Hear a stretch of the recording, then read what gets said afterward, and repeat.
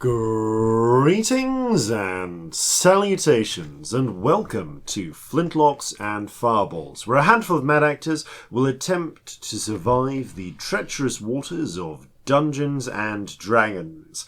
I am your host and Dungeon Master, Jason Phelps, and I am joined as ever by Robbie, two fat ladies Bellekom, Sam, two tiny snowmen Burns, Aww. and Ellie, the Stay Puft Marshmallow Man's clone, Sparrow. None of those in any way related to each other. They're all related to episode 88, which this is. Yeah, I was going on the bingo thing, but then I lost it. I forgot what number we were, so that wasn't funny to me. I'm sorry. But to the people who saw the episode number, writing it down. Just now, I saved it in the file. I forgot immediately. I at least have the excuse that I don't usually look at a screen. This is Jason true. does all the tech bit at our end. So. Greetings from the land of episode 88, where there will be hopefully a suspicious lack of high-pitched NPCs today, because I have quite a sore throat. Little Corzin's voice is broken. Hello, Dad. Oh, Hello, Dad! They start them early. It's got to be either... I can't do it. I have this very scratchy, or it's just it's all the way up here. It's being replaced by Crossroads Sentinel Boy. Little Corzin's got a throat ache and is quarantined. Yeah.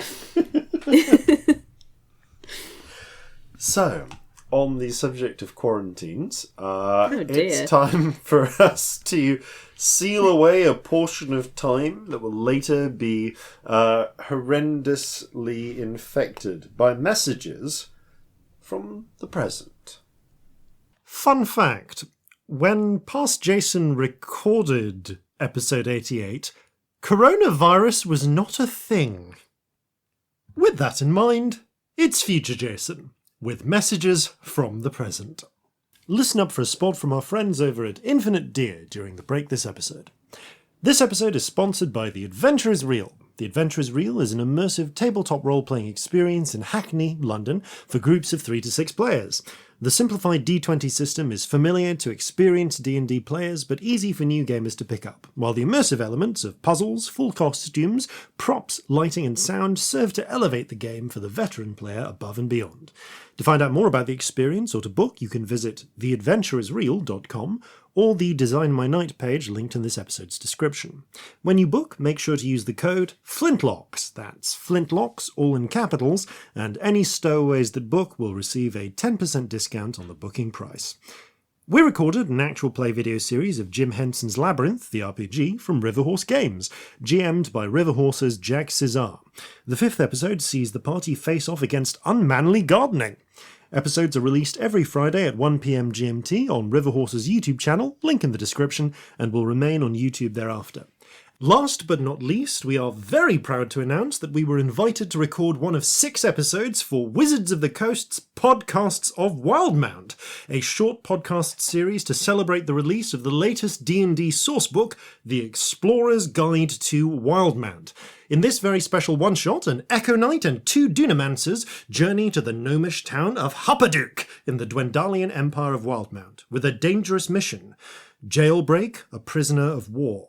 Alas, the plan goes wrong before they even have a chance to make plans.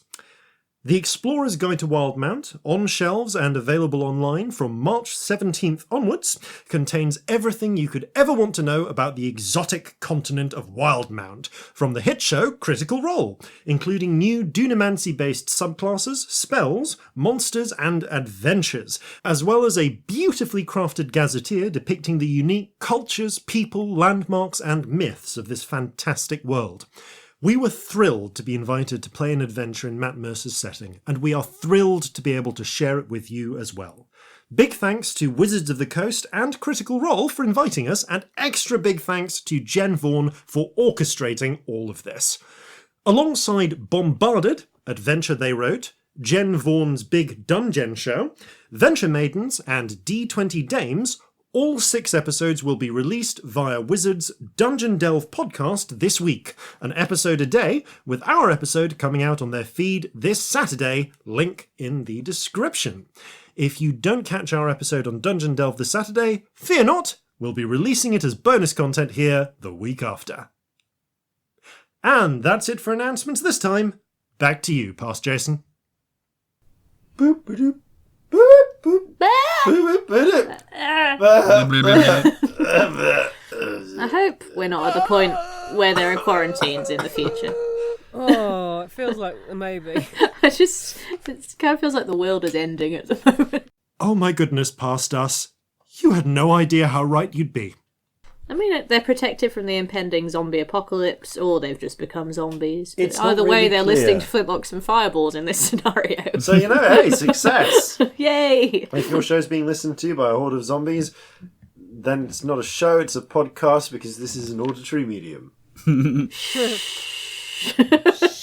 You're no fun. With me, your host and Dungeon Master, Jason, no fun Phelps. Aww. Right. Shall we just get started, Yes. I think, 'cause it's time. Yes, let's. Yes, let's. It's time for us to begin sore throats and barely audibles. Flintlocks and Fireballs. Our land stands on the sabre's edge. Our cities are a powder keg. Brother chains brother, no one's free. A life on land is short, you'll see.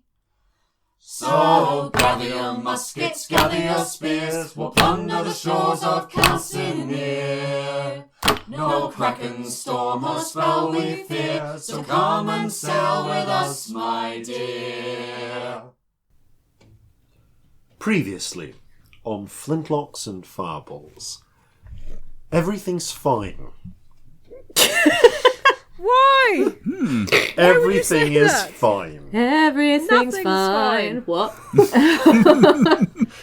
The party have accepted a mission to journey to Medina al-Shukulat in the colony of Totona in West Sunda to, I say liberate, it's very definitely steal, an almost completed frigate from the Shukulat shipyards, intending to smuggle it back to Porto Masidio, outfit it with some guns, and increase the size of the Scarlet Wind's fleets, the alliance of pirates dedicated to freeing slaves across the world. I'm sorry, I'm laughing because I'm looking at my notes from last time, which is what I always do when you're doing the intro, and I've just written, "Is tea illegal?" And I have no idea why. That was due to so. that was due to information that you discovered while scrying. Oh, something is happening in Thunder's yes. Watch with tea, I've also Yes, written. Okay, on, Monopolies, on possibly. Cool. General, it's not on General, on It's just... Commodore Black Tusk. It was a very, very strange thing to read out of context. Please carry on. I'm sorry, I just started laughing. That's quite all right. So, you scried on a number of targets, which did indeed include Commodore Black Tusk, but also included certain attempts to, scry ahead. Well ahead. And figure out how the world was ending this time. You did garner a fair amount of information from this, determining some concerning information to do with the possible use of shadow eggs. You also determined. Let me see. I have a list of your intended scryings. You did about 2/3 of them. There are some that you didn't do. You were planning to essentially shotgun scry the random cities across the coast of Sunder To see if any of them had a teleport circle. You didn't actually get around to doing that, but if you would like to do that in our downtime. Yes, but but I forgot to make a list. You of have where about. we ended up looking at. I have. You have Oh, about well done. 20. I think I said you had 20 of these left. So you can just name names for me, and I will tell you if you get something. Also, you decided to scry ahead to the next time whatever machine Urist Horhace is working on is complete and becomes scryable, or is in a scryable location. As it turned out, as was reported back to you by Celestia after she went to look at it, the time when it becomes scryable is when it is destroyed, and the sanctum effect over it breaks in the process. You discerned that this was most likely the referred to iron skin, some sort of literally steel or iron plated ship. Somehow it's still able to move despite its heavy weights, and also apparently involved in some sort of massive ship battle involving none other than the Kraken. You judged it to be possibly taking place a couple of years in the future. Hard to tell exactly. There was no real way to garner time except for some physiological changes in Scamp's bone structure. Puberty. Coinciding with The puberty puberty. clock. Yep. Also, wild magic, so it could be in like 5 minutes. Yep. Yes. Although we don't know that because you haven't had aging yet. You also saw all of yourselves dead. Or in the process, or in the moments of your deaths. And that's all you saw. After which Celestia returned, completely unharmed, if somewhat shocked by the incident, and you proceeded to have a number of important conversations. For instance, Scamp, you and your I guess birth sister. Victory, talking about your respective attitudes towards the right thing to do with your powers, and learning a little bit more about your shared past, as well as sharing some tips on how your magics work, which is sure to have no long-standing consequences as we introduce another form of hitherto unseen dimensional manipulation into Calcinea. In the hands of a child. How are both new terrifying magics in the hands of, like... 2 children. Yeah. Of 2 children. Well, Soldiers. early teens. So, I'm trying to think what else. Oh yes, and Corzin, you discerned, you saw some suspicious spirits, but were unable to find them. Yes. You are... at the point when we left, we were going to approach the town, or possibly small city, a large town or small city of Medina al-Shukalat. But before we do that, if you would like to call some names out for your shotgun scrying. Ooh, yes. Just imagine me, I'm like putting my hand up like a eager student. Right. Yes, you. Corzin, you have some names. You have names. The map is. I actually need to print you out a version of that map because there's the one that is on Don't the worry, chat. I'll find it in the chat. It's all Yes. Is there a full world map somewhere easily accessible? Because it's not just Sunder. Yeah. Although we want to focus on Sunder until There we is get there is a full world map. There is not necessarily on your ship. There is not, however, a full world map I'm going to give you because I may be doing some things with orientation of continents and so on, and that may not be finalised. I that's guess. fine. That's fair. But for now, because we're going to Sunder, I guess that's where we'd focus on, isn't it? Yeah. Yes. If we got some really good hits, we might then Like try a few. I Yeah, can, totally. yeah, I can give you, for instance, if you want to know some capital cities of different countries and things like that, I can talk about those. No problem. That would be something, yeah. I guess but- not right now, though. But that is something you can search for in Yeah. the future. Okay, so in terms of cities in Sunder, you have 20 scryings you can use. So I'm Sam, gonna can cross you these do off. 20 cities? I do not have a list that is 20 cities long, but I do have some. I'll start with the ones in Sunder. Okay. Okay.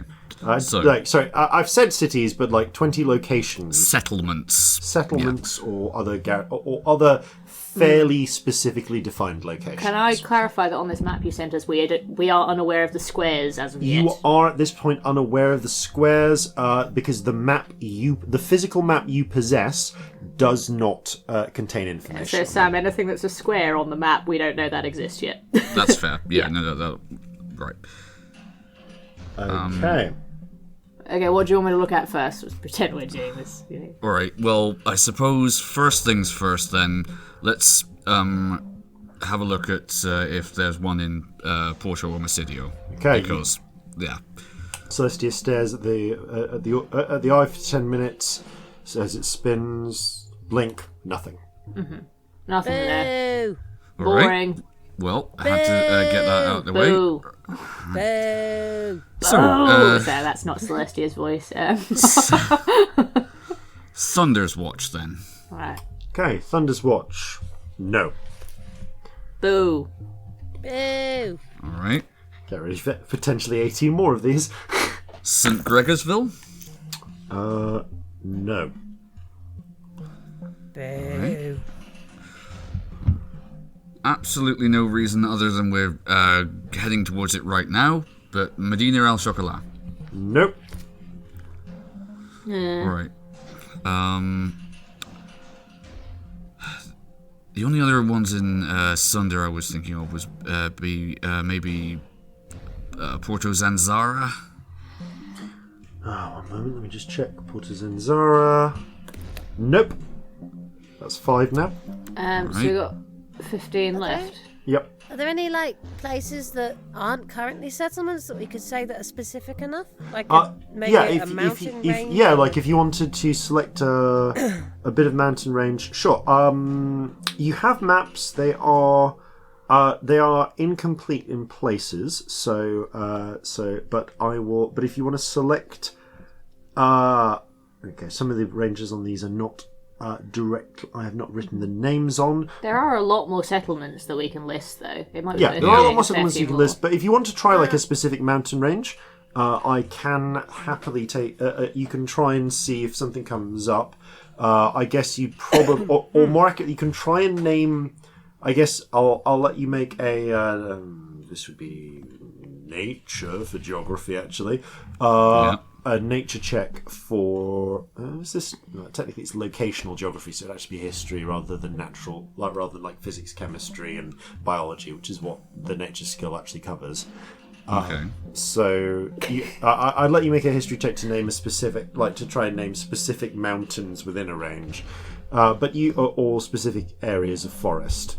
But yes, if you've got a bit of forest or mountain you want to try on this map anywhere. If you describe it to me, I'll tell you what the name of the range is, because this map does not actually currently have the names written on it. Well, the closest one to where we currently are would make systematic sense. So Okay, the one that goes down the middle of the western part of Sunder. Okay, so that is consulting your maps. You get a. Thunder's moment. Watch. I don't think I have the trans. It's written in a script. The actual local name is written in a script which none of you read because none of you read Yonti. However, the translation is the Serpent's Spine. All right. Okay. So. Which half of Sunder is Thunder's Watch on? I really can't find Thunder's it. Watch is on eastern Sunder. It's up the top. So if you go towards the top and the right, you'll see it along the red. Why are we looking at the mountains down western Sunder then? Because you are currently sailing up the coast towards from Porto Massidio towards Medina El Chocolat. Got so it. It makes sense. Yeah. So the Serpent's Spine. Okay, I'll arbitrarily say that you can do the north. Because of the way this is angled, it's actually the northwest, center, or southeast of the spine as 3 different checks. Let's do all 3. Okay. Yeah. Why not? Just check might that as whole well. mountain range. I'm just going to double check this.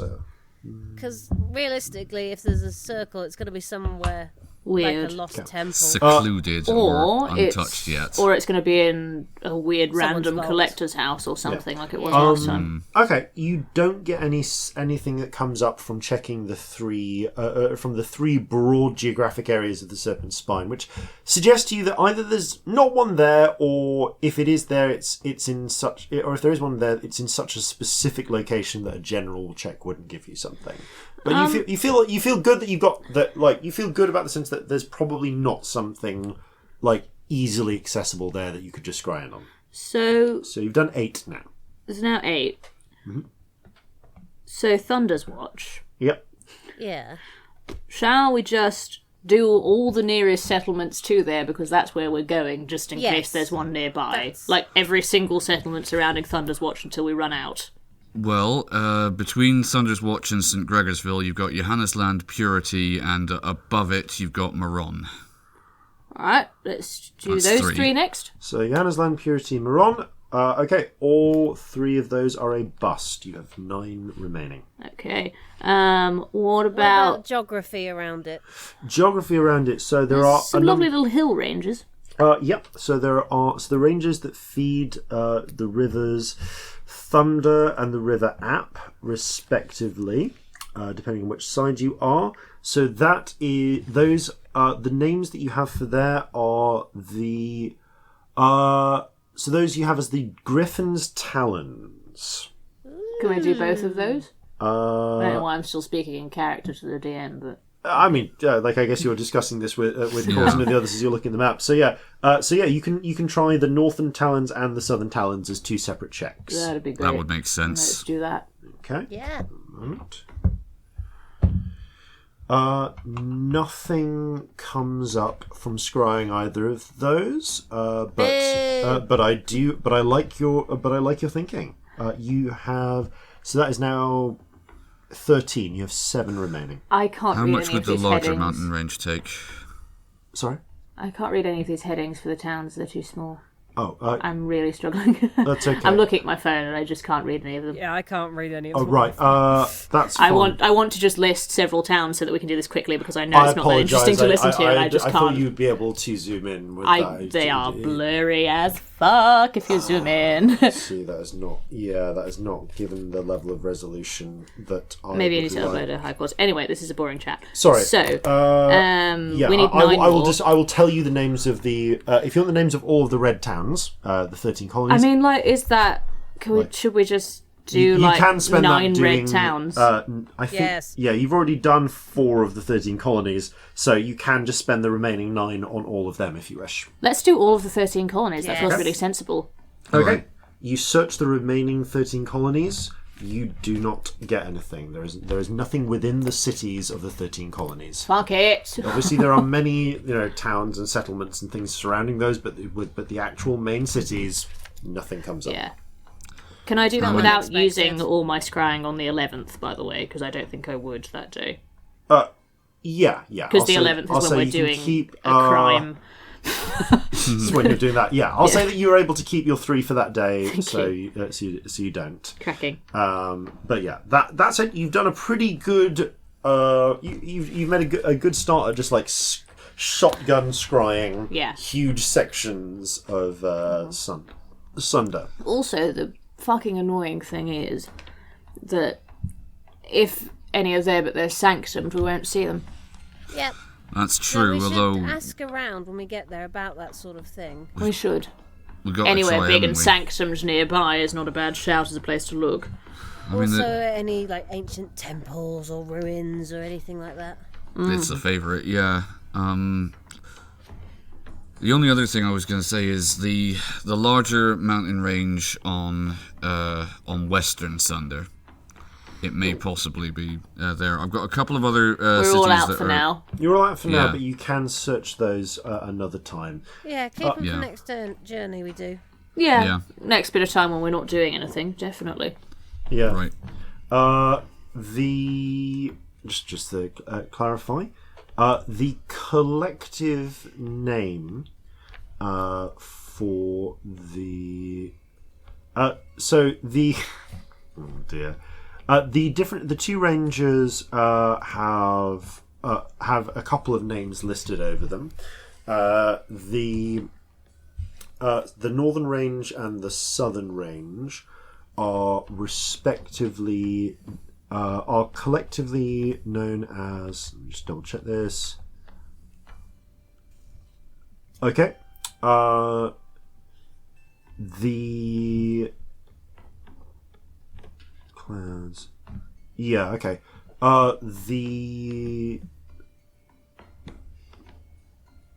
It's the translation, the colloquial translation given for the Northern Range is the Thunderbolts. But there's a note that this is a somewhat inaccurate translation gained third hand from the local tongue. So it's a bit like Blue John. Yeah. Like, I don't. For anyone listening not from the UK, up north, not far from where I am, we have the Blue John mines. They have a stone that is blue and yellow that French people used to call like Bleu John, as in blue and yellow, but English people were like, oh, Blue John, yeah. So, yeah. Bastardized French. What was that? Good mines.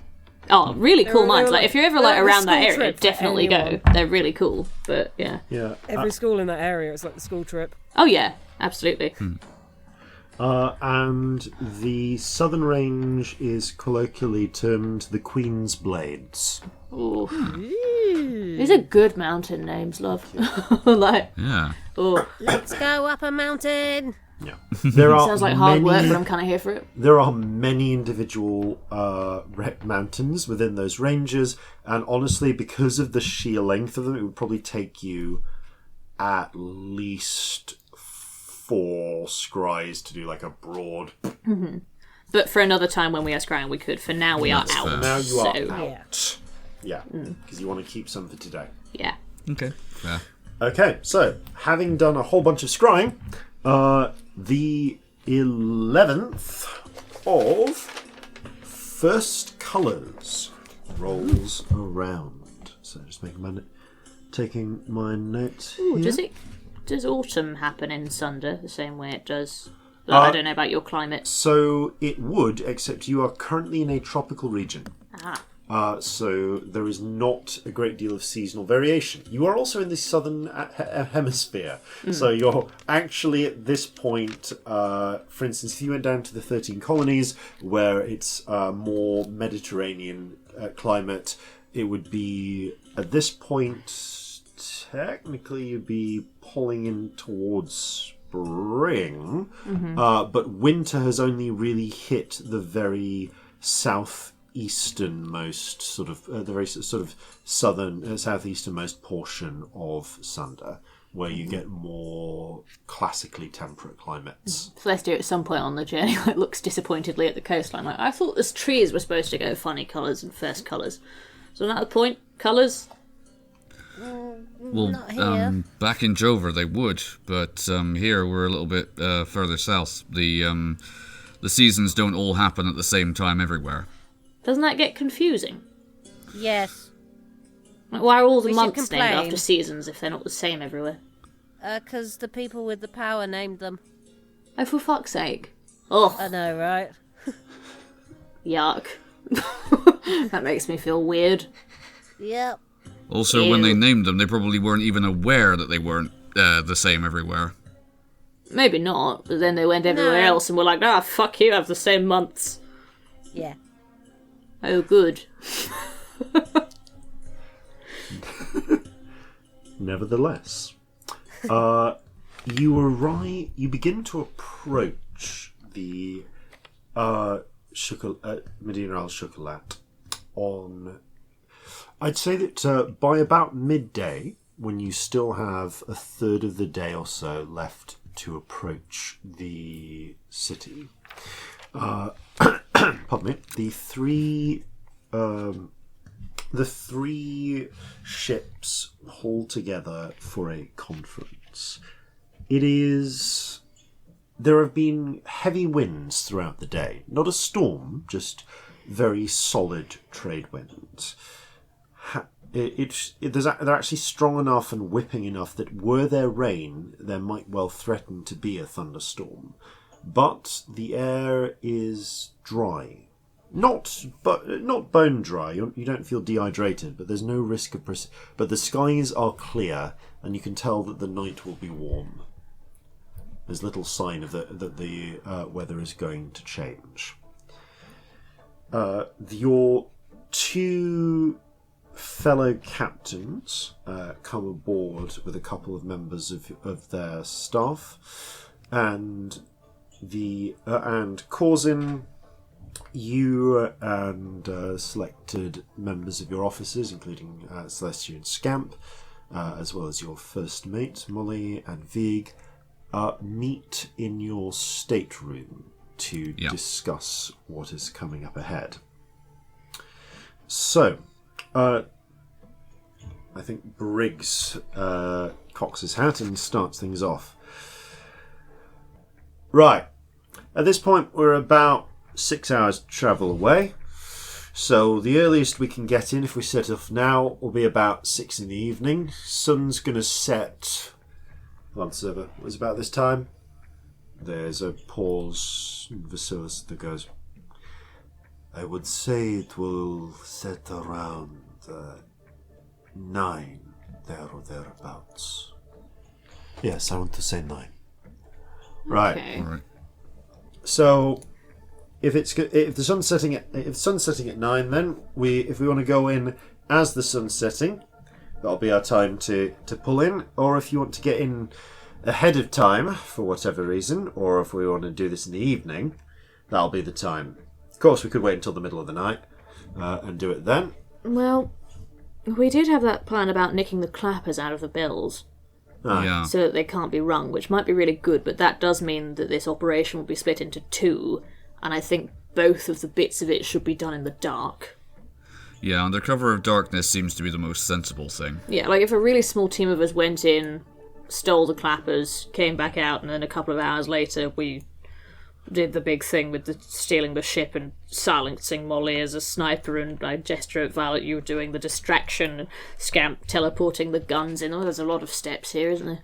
Yeah, and the underwater crew. Yes, and the underwater crew, of course. You have, by this point in the day, already water-breathed everyone who's going to need it. So. Yeah, so the idea was that they, out of character, they go under the water and climb up the sides of the ship and nick it. Is that right? I believe the plan that you discussed was simply for them to walk in through the harbourway access to the dry docks and just climb up the side, literally up the side of the pier, essentially inside the shipyard. Yeah. Yeah. Yeah. And then they could get on the ship and start sailing it out. Yes. Which is basically what I said. Which is basically what you said, but the ship may not necessarily already be in the water. Cool. Good to know. Right. Yes. Just to remind you, from the maps you have, the fortress with the coastal guns is within long range of the shipyard, but not within short range of its guns. So any attacks from the fort upon, for instance, ships leaving the shipyard or near the shipyard would be done at disadvantage. Equally, ships by the shipyard would be firing back on the fort with disadvantage.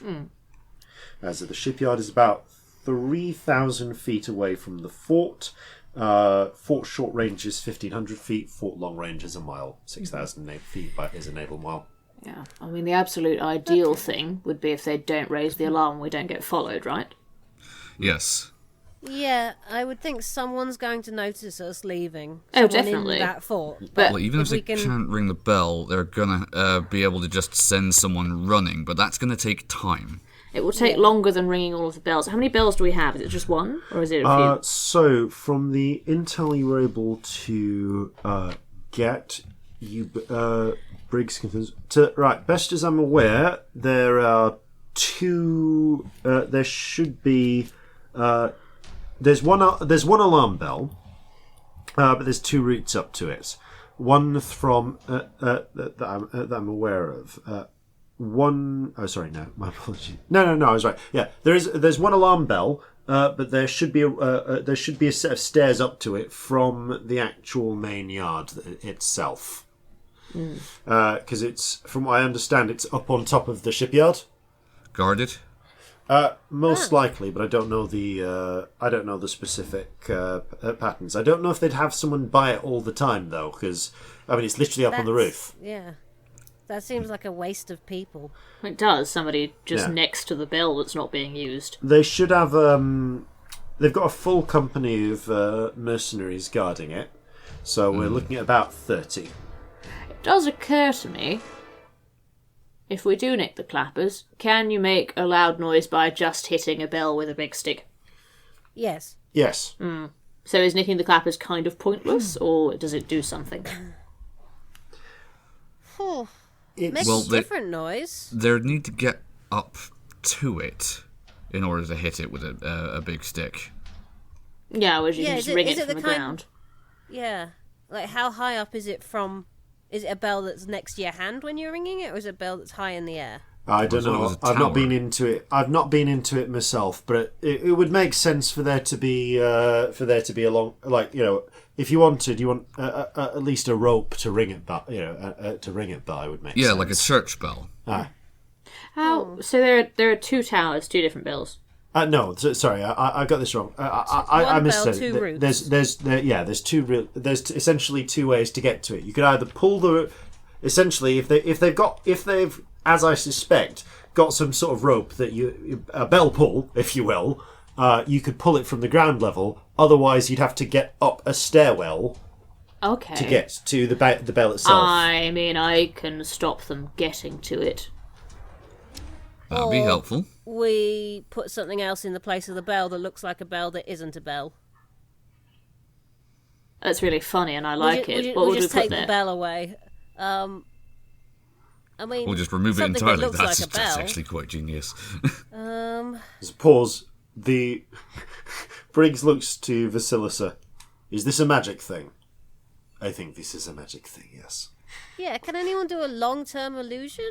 Oh, what's the longest I can do? Celestia kind of cocks her head to the side like she's listening to something you can't hear, which is me looking through my spell cards. I can only do 10 minutes, darling. Yeah, the rainbow spirit stirs lazily on your shoulder and you just get a little stroke. Yeah, I can do 10 minutes. I can't really do longer. One moment. Vasilisa frowns and thinks a little herself as she takes out a much-thumbed little notebook, which, interesting, glancing over her shoulder, you can see is written in some sort of code.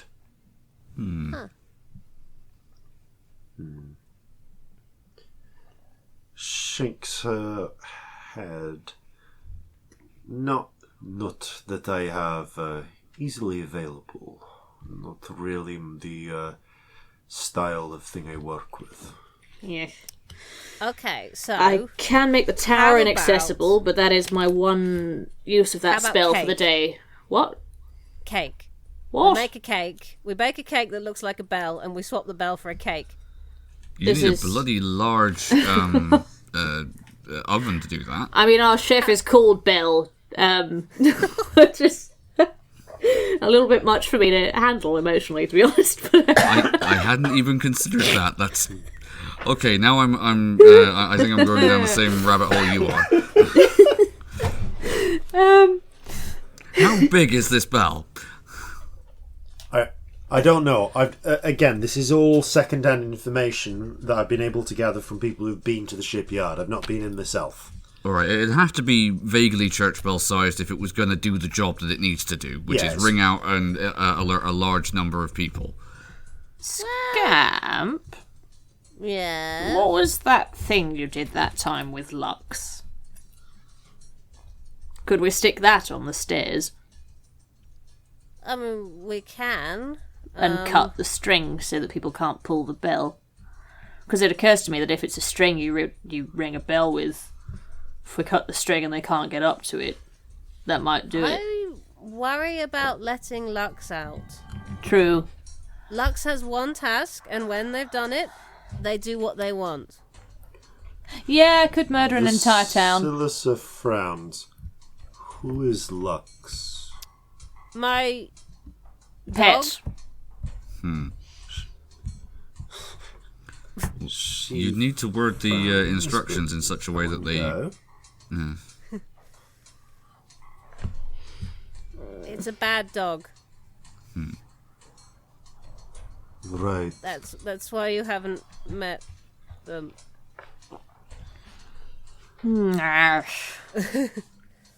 Well, for my part, if you give me the time when you plan to bring your own ships in, I will start the attack about 10-15 minutes before that to give time to draw the other ships away.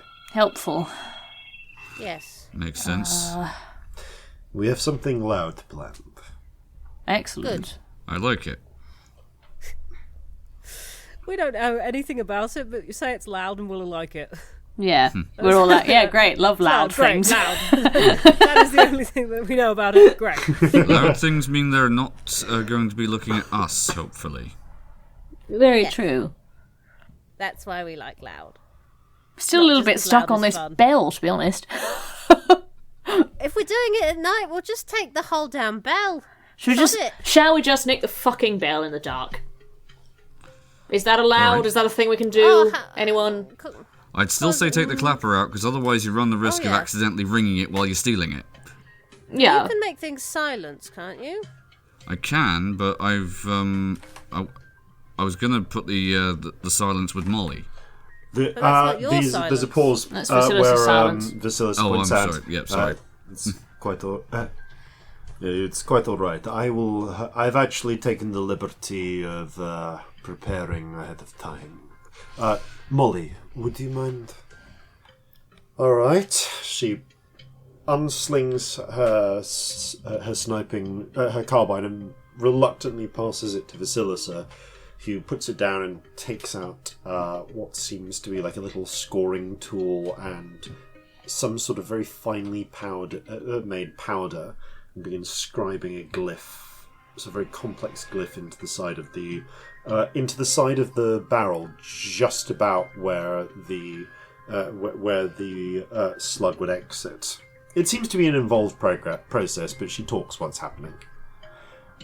This should take me about 10 minutes. Carry on.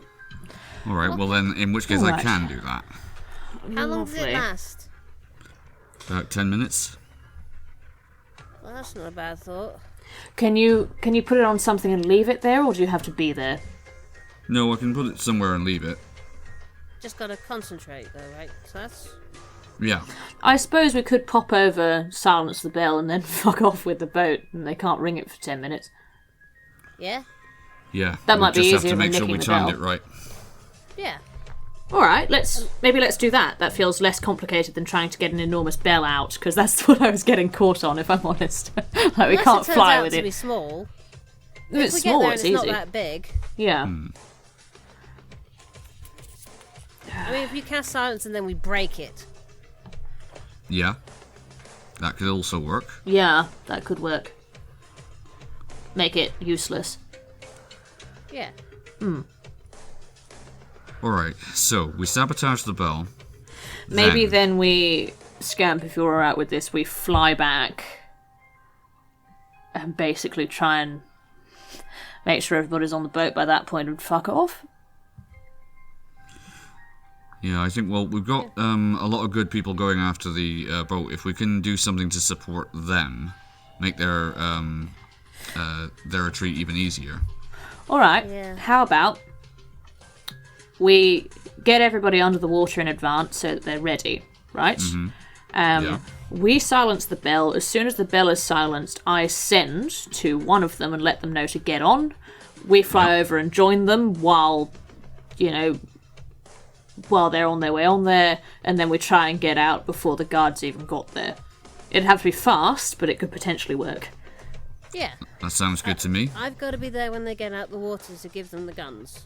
Yes. Oh yes, and I remember from your original plan, the prize crew, as it were, the ones who'll be staffing the ship, have also been water-breathed, so they will follow after the Marines have come up to actually crew the ship to get it out. Yes. Yes. With these guns, would it be better for you... Is there any reason that you can't teleport onto the ship beforehand with the guns, drop them there, the guns are on the ship, hooray, you put them in a place, then we all go up to the bell, we silence it, we message, we fly over. By the time they've got on the ship, the guns are already there waiting for them. We don't know that they're going to get straight onto the ship. They're going to come up in the dock. It might not be as easy to get on the ship unarmed. We don't know how many guards will be in there. We want them to come out the water and be armed. Yeah. Yes. But I can be fast. True. And you can have the bag on you, can't you? Yeah. Cracking. Teleportation versus flying is giving me a headache. Well, we'll see what the distances are like when we get there. Yeah, let's do that. Yeah, hopefully on our approach we'll be able to judge the distances. Yeah. Just taking a moment, thinking about this. And then, you- at hang which on. point, having discussed this, Briggs, I think, at this point would then go, sorry, what the fuck is teleportation? Oh, it's a way of moving quickly, that's all. Yeah, super fast, speedy spell with speed. Sounds all, it's all giantish to me. Vasilisa chuckles. You know, that actually is giant, the word. Odd that you came up with that. Huh. I'll provide you a translation later. Cool. Okay. Yeah, a question. You have to concentrate on flying but not on teleporting, yes? Yes. So technically, you could cast Fly on us and then you could fuck off and we could meet you there but still be pretty damn fast. Yeah. Because I worry about if we're running through the streets and you've teleported, we'll be way behind. You don't need to be in the streets, do you? Do we need to come through the streets? Well, we'll have been at the bell. Bell's on top of Is it just on top of the docks? So Briggs cuts in. So if you're coming up through the water, there is a waterfront access directly into the shipyard. The shipyard, the bell, is all one contained building. The bell's essentially on top of the shipyard. As I said before, there are about 3 watch houses within about 10 minutes or so of running range. Oh, that's a non-problem then. Fantastic. Yeah, so Great. I mean, like, it probably would have been a problem if you couldn't just, swim up through directly into the building. But as it turns out, you can. So great. Perfect. But actually, I was really worried we were going to have to smuggle 2 companies of Marines into through a hostile foreign city. Yeah, I think the key with this is fast. Yeah, I think we jobs need are to be good quick. then. And in yeah, and out. maybe Yeah, an hour or so into darkness, at least. that would make Like sense. do it at like 11, Yeah. Yeah. Right. And maybe a little after. I don't know. and that leaves us a decent number of hours of darkness to get as far away from here as possible. Yeah, we just want to make sure there's as few guards on shift as possible, and I'm thinking late is probably good for that, isn't it? At which point, Briggs says, once you get their ship out, once the ship's physically flying its sails, we need. I'll assist you with it, but ultimately, what we've got to do is buy time to get for that ship to get some distance, and then also you need to buy me time for the Hesperidia to get some distance because you can outrun everything. So we can catch up. Once we've got a lead on them that's outside of their cannon range, so once we've got at least a mile on them, they're not going to be able to catch up with us. But the idea you will was be we able hang to- back a little bit, Yes, wasn't it? but you'll be able to catch up with this, but they can't. So basically, you and this ship that we're stealing are slightly up ahead, is Yes. the plan. We'll We stay stick- back, we'll shoot stick people, with you and then and- join you. Yeah, we'll stick with you until the prize ship has gotten a bit of distance. Then we'll follow after it as an escort while you buy us time to finish to get further out of range, so that they don't just chase directly after us. Lovely. Are you going to be captaining the prize ship? Thinking for a moment. No, one of ours is actually going to... for the moment, my first mate is actually going to be doing the captaining. This taps someone on the shoulder. You see a figure who you've seen in passing before, but not really spoken too much. It's a half-orc woman with... kind of like greyish yellow skin and thick black hair in kind of like long dreadlocks down the back. Yeah. She nods. Hello, Ethel. Hello. Hello. Pleased to meet you properly, Ethel. Pleased to properly meet you, Captain.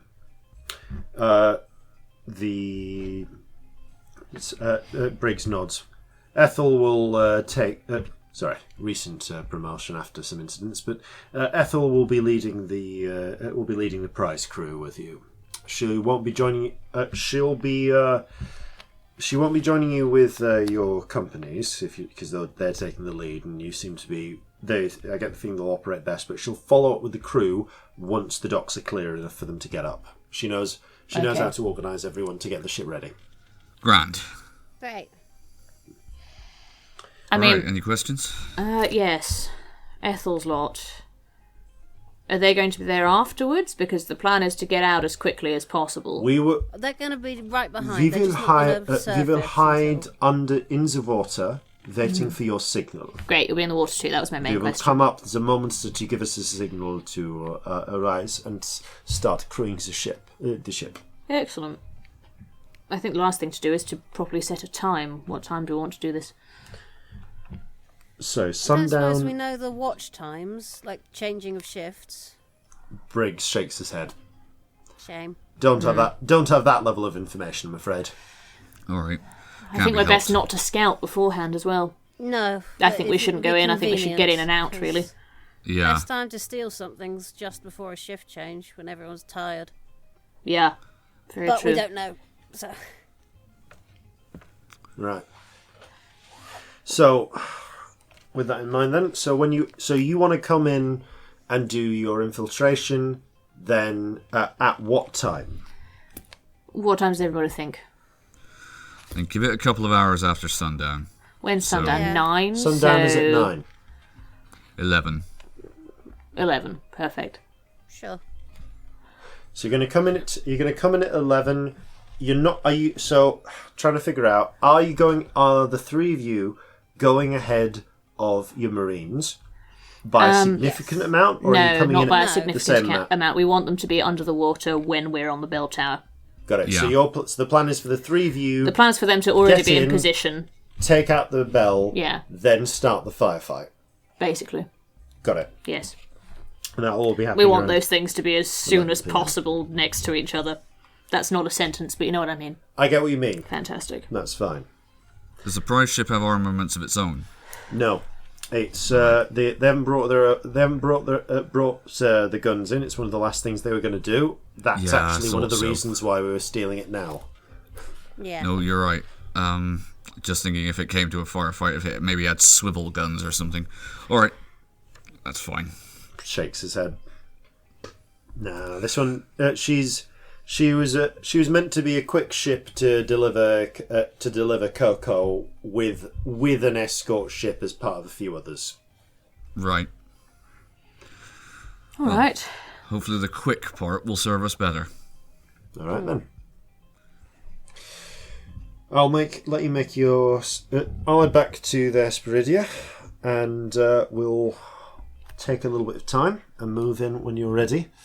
We'll hang back. So we're going to hang back and try and make our arrival for just after 11. So we're going to hang out outside of cannon range until 11 o'clock, until we get a signal for you. In fact, can you pull off ascending? Oh yes, that was the plan. Right, if you give us a sending, So by then this we'll point, come in. well, by this point you'll all be under the water. Yes. No. My ship. The ship. Oh, your ship. The Yes. Hesperidia will come in to provide cover fire. So I have 2 sendings I need to do. The first one is when we've just taken out the bell to somebody under the water. Who wants that sending?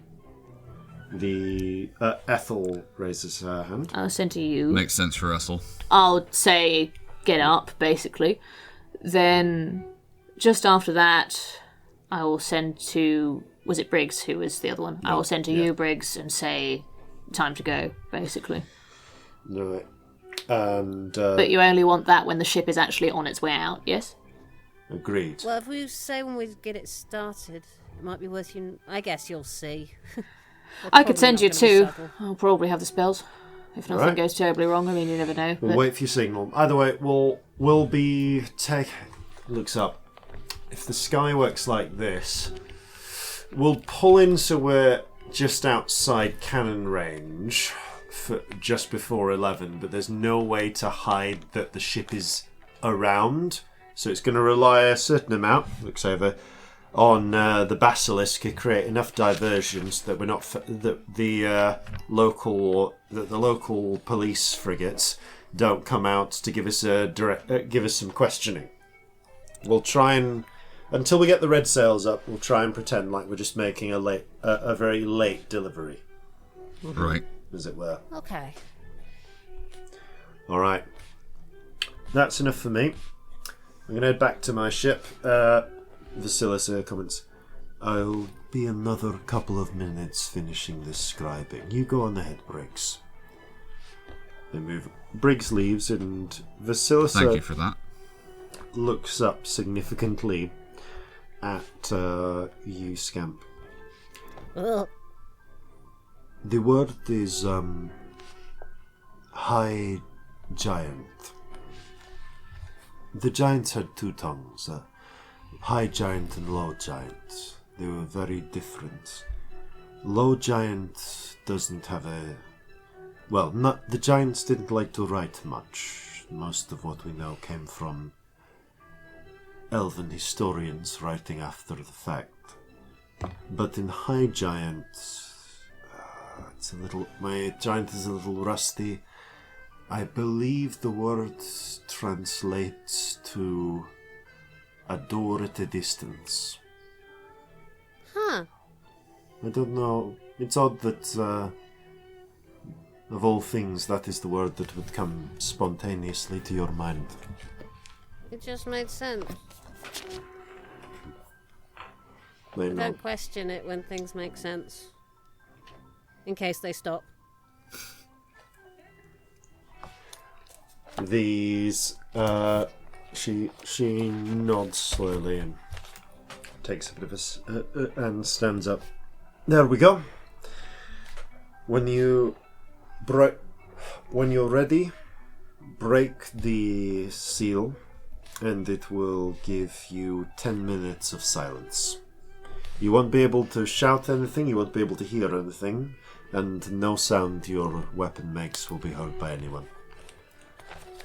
Thank you very kindly. Alright, so the Vasilisa makes her departure, and you get ready to move on to Chocolate Town.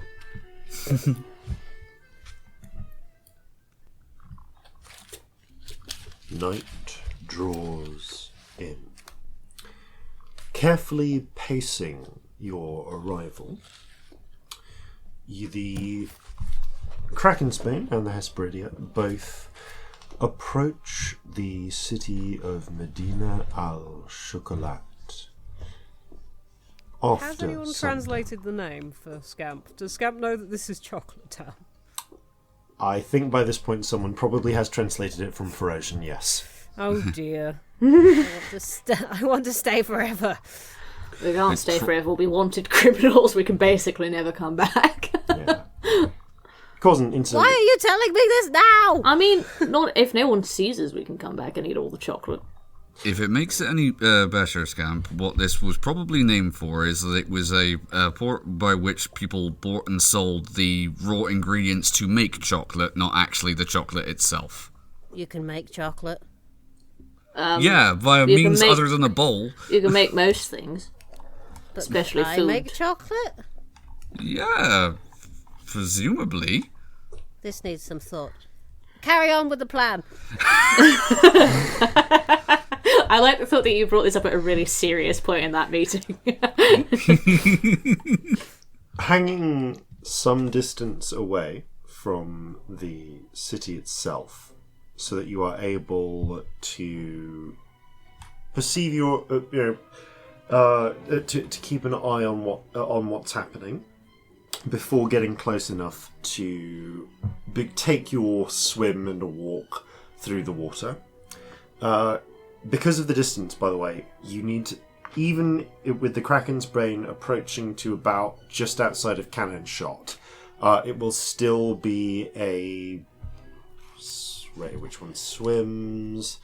Like a 20-minute swim to get to the actual shipyard. Oh God. So so given the timing, you'll be doing this just as Vasilisa makes her move, whatever that is. Will be your time to go overboard and start swimming over. So that said, you are able to see the city, and Medina al-Chocolat does not so much sprawl as it does cling. A long, thin city, hugging the silvery coastline before it descends into what, in the daylight, would be brilliant blue-green waters. And even under the clear, starlit sky, still maintains a degree of that majesty, but is much darker. More of a classical, stormy night sort of sea. The older parts of the city that you can see stand out for a handful of stone buildings, some of which are actually of a blocky, tall style, very distinct from the more recent structures. And there are more recent structures of brick and stone in more familiar Phaeocian styles, which tend to favour lots of tall, thin towers and domes in the architecture. Most of the city that you can see is comprised of wooden or plaster housing, typically whitewashed or painted white, and then painted with lines or patterns in bright colours, giving even the poorer parts of the city a jubilant sort of feeling. The waxing moon does illuminate a certain amount of this colour, and the city does gleam, the parts of it that are white, in the moonlight.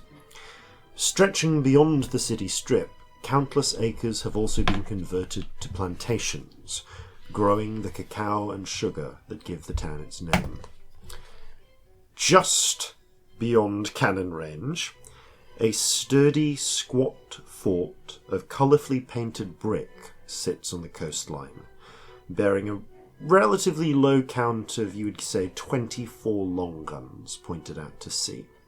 So at any given time, 12 could probably be manoeuvred to fire on a set of ships from this angle. The Basilisk has taken a wide berth to approach its target, and as you wait, resting on the gunwale, just watching the town, waiting for the signal, Molly looks up to you, Corzin. Well, looks down to you, Corzin. Corzin waves. I guess, yeah, she's actually already up here, so Vieg will be helming the ship, I think, in this situation. So Vieg is actually going to approach you. So, we'll wait to save on sendings. If you're doing the sending off to Briggs, we'll wait for the semaphore from him and come in at the same time. Yeah, that sounds right. You'll be coming out on the ship itself, on the new ship, the prize ship. So, yes. I guess we'll rendezvous next to you if you want to get back on board the Kraken's Bane. Yeah, that makes sense, although I want to get us both well clear before we worry about that. Fair enough. I wasn't sure if you're just going to fly back or something. Well, we might. We could fly back if we want to help the Kraken's Bane in the fight. Yeah. Which might be a good idea, because I don't know, it feels strange leaving it, doesn't it? We can do that if necessary, but the main thing we need you to going. do is cover our retreat. Yeah, let's see how you're doing for spells. I think that's the most important thing. You're quite right. Peer out into the distance. You can see the sails of 3 ships. I mean, there are a number of ships docked in the harbour, but 3 patrol vessels that you're able to that are visible. Corzin, or anyone who wants to, but actually, yeah, anyone who wants to, because there is enough light that I'm not going to give anyone disadvantage for looking in the darkness, but it is a long way away, a fair distance away. It can make a so anyone can make a perception check. Perception, okay. I have a very strong thought that needs to be said after that. Yeah. Dirty 20. 13. Cool. 18. No, 14, sorry. 18. All right. You're able to make out the names of 3 of the ships, of those 3 ships, painted on the sides. The Cacao, the Binoc, and the Nanao. I had a thought just now. Go on. Assuming this is a little bit beforehand, Yes, so we still got time to do you're stuff. waiting for Vasilis's signal. Our ship is the one that's going to be hanging back and holding off the rest, yes? Yeah. Yes. Little Corzin is going to be on our ship, and that might be a bad idea. We might want him to be on the one that's ahead. Just so he gets further away quickly. We can get him back afterwards, but our ship might get a bit shot up. And I don't know, I have fear.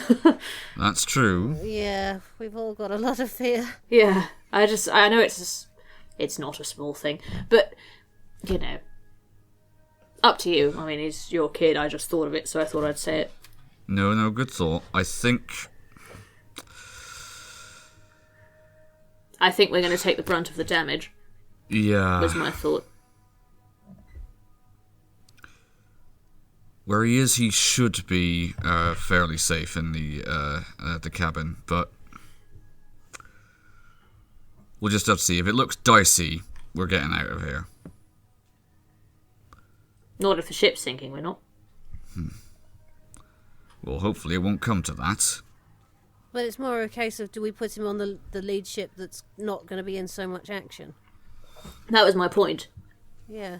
For just, you know, I mean, I know that you are a relentless fucking optimist because it makes me want to murder you most of the time. But it's, you know, it's a kid on a ship that's getting shot at. I don't think we should be optimistic. No, you're right. I'll Up to you. Like I say, he is yours, but I thought of it and I got worried. No, you're right to bring it up with me. I'll have a word with Molly and see if I can get him longboated over to the Hesperidia. Yeah, I mean, it would be temporarily. We could literally go and get him later today, provided all goes well, which hopefully it will, but at least if all doesn't go well, we won't be worrying about him.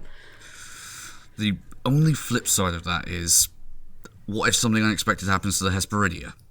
But I think we're more likely to take more damage. I think he's got better odds on the Hesperidia than he has on ours. Yeah.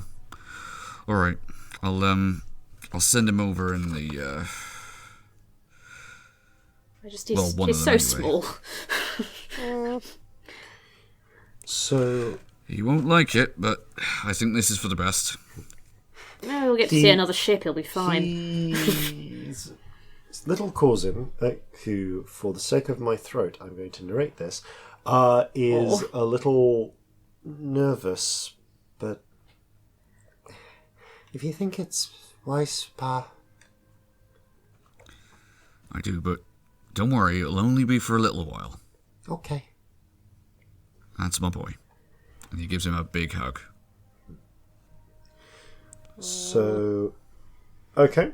So, you have, courtesy of victory, a sort of waterproofed, tightly drawn drawskin bag. Oilskin bag, which you can like draw solidly. Because if it got full of water, that'd be like a real problem on many levels. Yeah. Yes, Yeah. I'm just asking you for a reminder. Were you electing to bring This is for So this one is filled with muskets. And melee weapons are being brought by the crews underwater because those don't matter if they get wet. But you've got the ranged weapons. Yes. Cool. You have enough for both of your companies, I believe, was that we worked out. So you've got 2 of the. Yeah, because we worked out you could stick 60 in there, so you've got solid amounts. Okay, Talc's crew and the Spider Tieflings are ready to fight. And because you are running with essentially a skeleton crew, the 120 crew of the 120 extra crew who will be crewing the as yet unnamed prize ship, led by Ethel, are also waiting by the sides of the boat, preparing. Then in the distance. A moment before the sound, you see the light, just a little red. You see a little red flare, and the distant. Showtime. Guess that's violent. As a series of explosions break out through one of the coastal plantations on the far side of Medina El Chocolat. You watch as a series of rising flames begin to come into existence as something causes the fires started by the explosions to break into a full-on wildfire. Then flashes from offshore as the coastal bombardment starts from the suddenly much more visible basilisk. 2 of the patrol ships turn and begin to make sail towards the distant ship. But as you leaving only one in the harbour. But to your dismay, as you're getting ready to depart, you watch as a 4th ship, which had its sails filled at this point, begins to unfurl them in the harbour. You realise there is a 4th patrol ship. It looks very new, as if it may recently have been constructed, leaving Briggs's information out of date. This, from the distance you can see, has the name of the Karim. Fuck it. So I'm going to say that the Binoc and the Nanau have gone off, but the Cacao and the Karim are remaining around to potentially take part in whatever fight happens. Okay, complications, but this could still work. Am I right? This doesn't change our plan. All right, should we go? Change the plan. Yes. Okay, Now? you all slip over the sides. I'm going to guess that we were doing that through the message cantrip because we were underwater. I'm saying that you saw that as you were getting ready just to before we jump jumped over the right, sides. cool. Like as you were getting ready to jump off, you see that ship unfurl its sails, and you begin your It takes like 10 I minutes. think you're getting this wrong. We wanted to be like underwater by the time Vasilisa was doing her thing. I thought, am I wrong there, gang?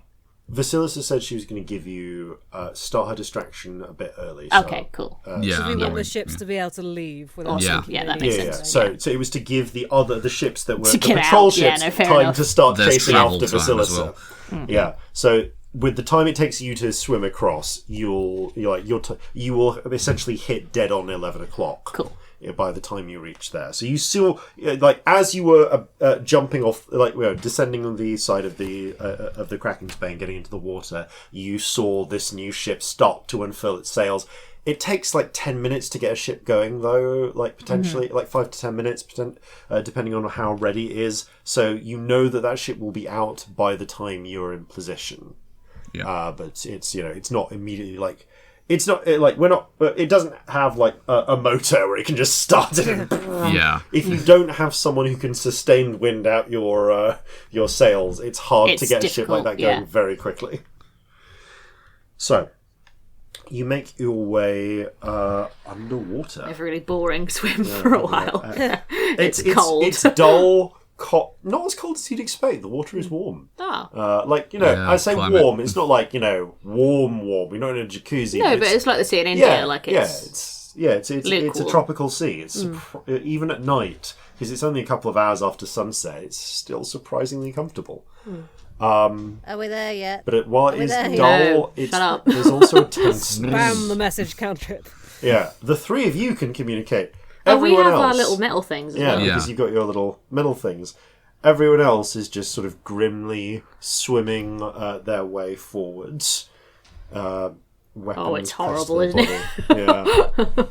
There's essentially a small army. There are there's like 170 people making their way through the water, Jesus. unseen from above due to the darkness. Fucking intimidating, if nothing else. Yeah. Yeah. As you get towards the edge, it actually becomes more practical to go into the floor and onto the sea floor and start walking along the shelf. So you're having a proper sort of Pirates of the Caribbean moment here. Yes!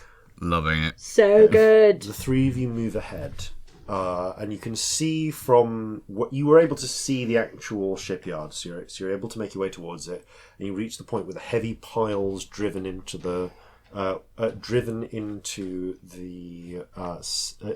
seabed are supporting the edges of the structure above. You can see also that there are 4 bays where ships could enter.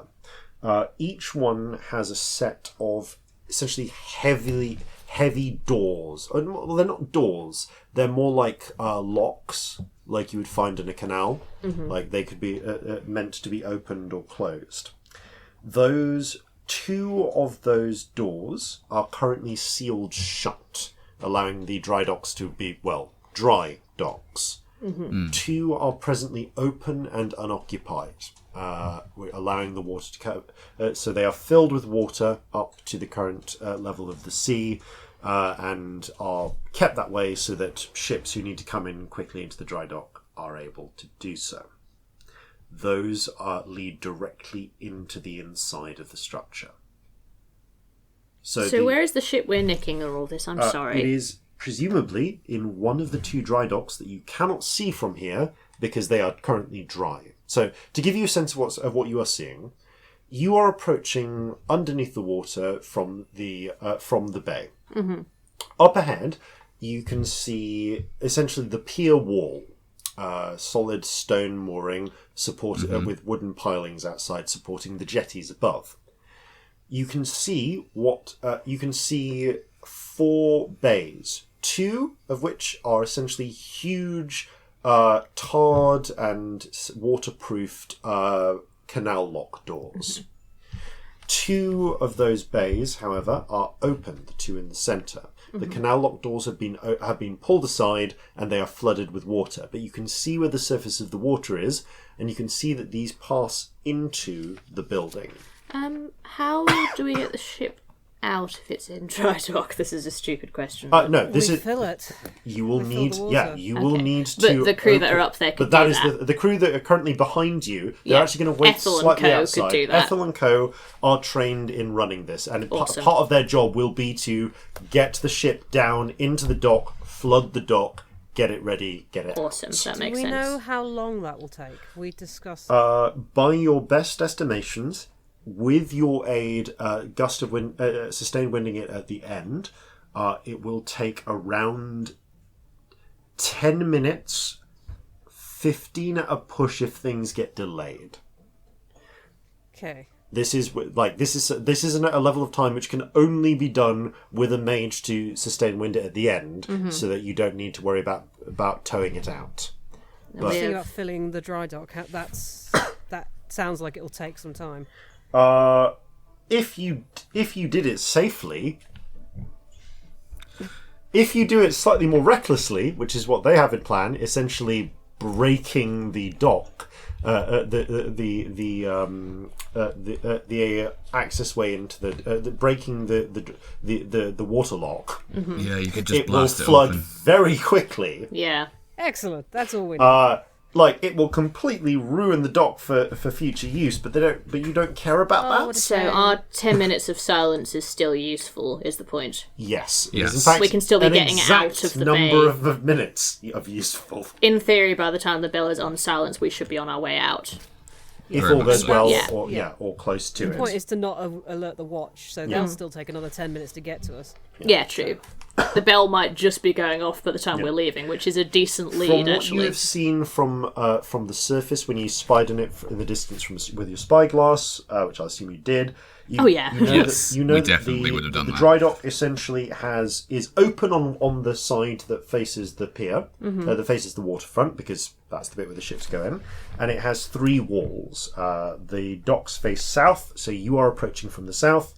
North, there is the longest part wall, and then there are walls facing east and west. You were not able to get enough of a look to know exactly where all the doors are, or anything like guard patterns. But you know the broad layout of the building. You know that you are also able to spot a small bell tower directly above the northern edge of the building. Oh, well, that's helpful. Good. Yes. Yeah, so we know where it is at least. Yeah. Shall we go and do that then? Yes. So there are 4 bays. So there are 4 bays going left to right. 1, 2, 3, 4. 2 and 3 are open. Would you? I'm going to give you options on how you want to come in. You can either come up through one of those 2 bays, or you can come up on the pier, which would kind of bring you just outside, and you could walk in. Or we want to get to the tower first. Yeah, we want the bell tower. Okay. So Could we out just the fly up the side outside. of the tower and get in? yeah, sure.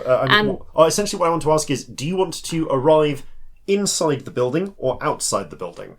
Outside, I think. Okay, you want to Like climb literally, outside. But in my head, we'd fly up the outside of it, go onto the top, silence the bell, and then go back down the outside of it. All right. Because if So- there's going to be guards, they'll be inside. Yeah, is the thought. that's fair enough. As I Also, say- when we're at the top of the bell tower, are we high enough up to be able to see where the ship we're trying to nick is, so that we can tell them which dry dock it's in? You'll probably be able to see that the moment you put your head over the water. I just want to be able to tell them. That's all. Yeah.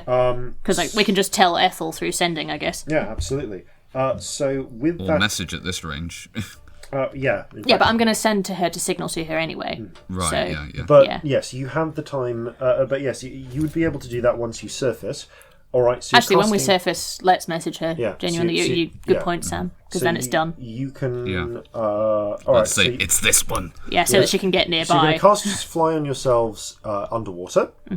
Yes. So, are you twinning this to hit multiple targets? I am 5th leveling it Oh, you Ooh. can to just do hit that. 3 targets. I forget Nice. that you can just do that. Yeah. So all 3 of you feel that extra level of buoyancy. It's only really causing that we need the other 2 are just here for cover, but it feels weird not to, so yeah. Okay. So the 3 of you feel yourself rising up. I am going to ask for stealth checks from all of you because you are rising up out of the water. You're outside the building, but as I said, the south entrance to the south part of the building doesn't have a wall. So it is open to the sea. That's an 11 from me. 19. 23 and disadvantage to see me. Cool. All right. Taking group checks into I'm account. glad that yours were so good. You. Oh yeah, my coat's going to be on the purple side because it's dark. Yeah. That makes sense. The 3 of you pop your heads over the water for a moment to get a glimpse around. With the waves lapping around you, you are able to take a moment of observation unobserved. So you are rising up. I'd like perception checks actually, please. Okay. Oh god, this dice, man. Needs to go in jail. 18. 5! It's 10. Okay. Scamp, you're a bit focused on maintaining the spell. You kind of take a bit of a glance around. You're just focused on finding where the ship is, and you do see that. So all of you get a sense of the layout of the docks. The dry docks themselves, as I said, are 4 bays, 2 of which are flooded with water. One, bay number 4 on the right-hand side, has essentially the skeleton of a ship in it. It has the ribs, which have been laid out, but it's a long way from being a full ship. The one on the leftmost of the 4 bays has a what looks to the untrained eye to be a complete ship. And it is an almost complete ship. There's some paintwork that needs to be done, a few finishing touches, but it could sail. It doesn't have any armaments on it. The gun ports are empty. They're actually kitted out to have some. And it hasn't actually had its name painted on yet. It's not been. So that's the one that we want. Yeah. Yes, that is obviously the ship you need. There are some things, for instance, the masts are down, but they are on the ship and need to be put up. But that's all part of Ethel's crew's job. Mm-hmm. You were also able to see that there are a couple of other elements to the structure. There is actually a gantry that runs above the whole structure along the walls to the north, east, and west. It's about, the size that these ships need to get up to. It is actually close. There are two gantries. I'll say. The gantry is about 100 feet up for where some of the work needs to be done. This structure is actually quite high. Like the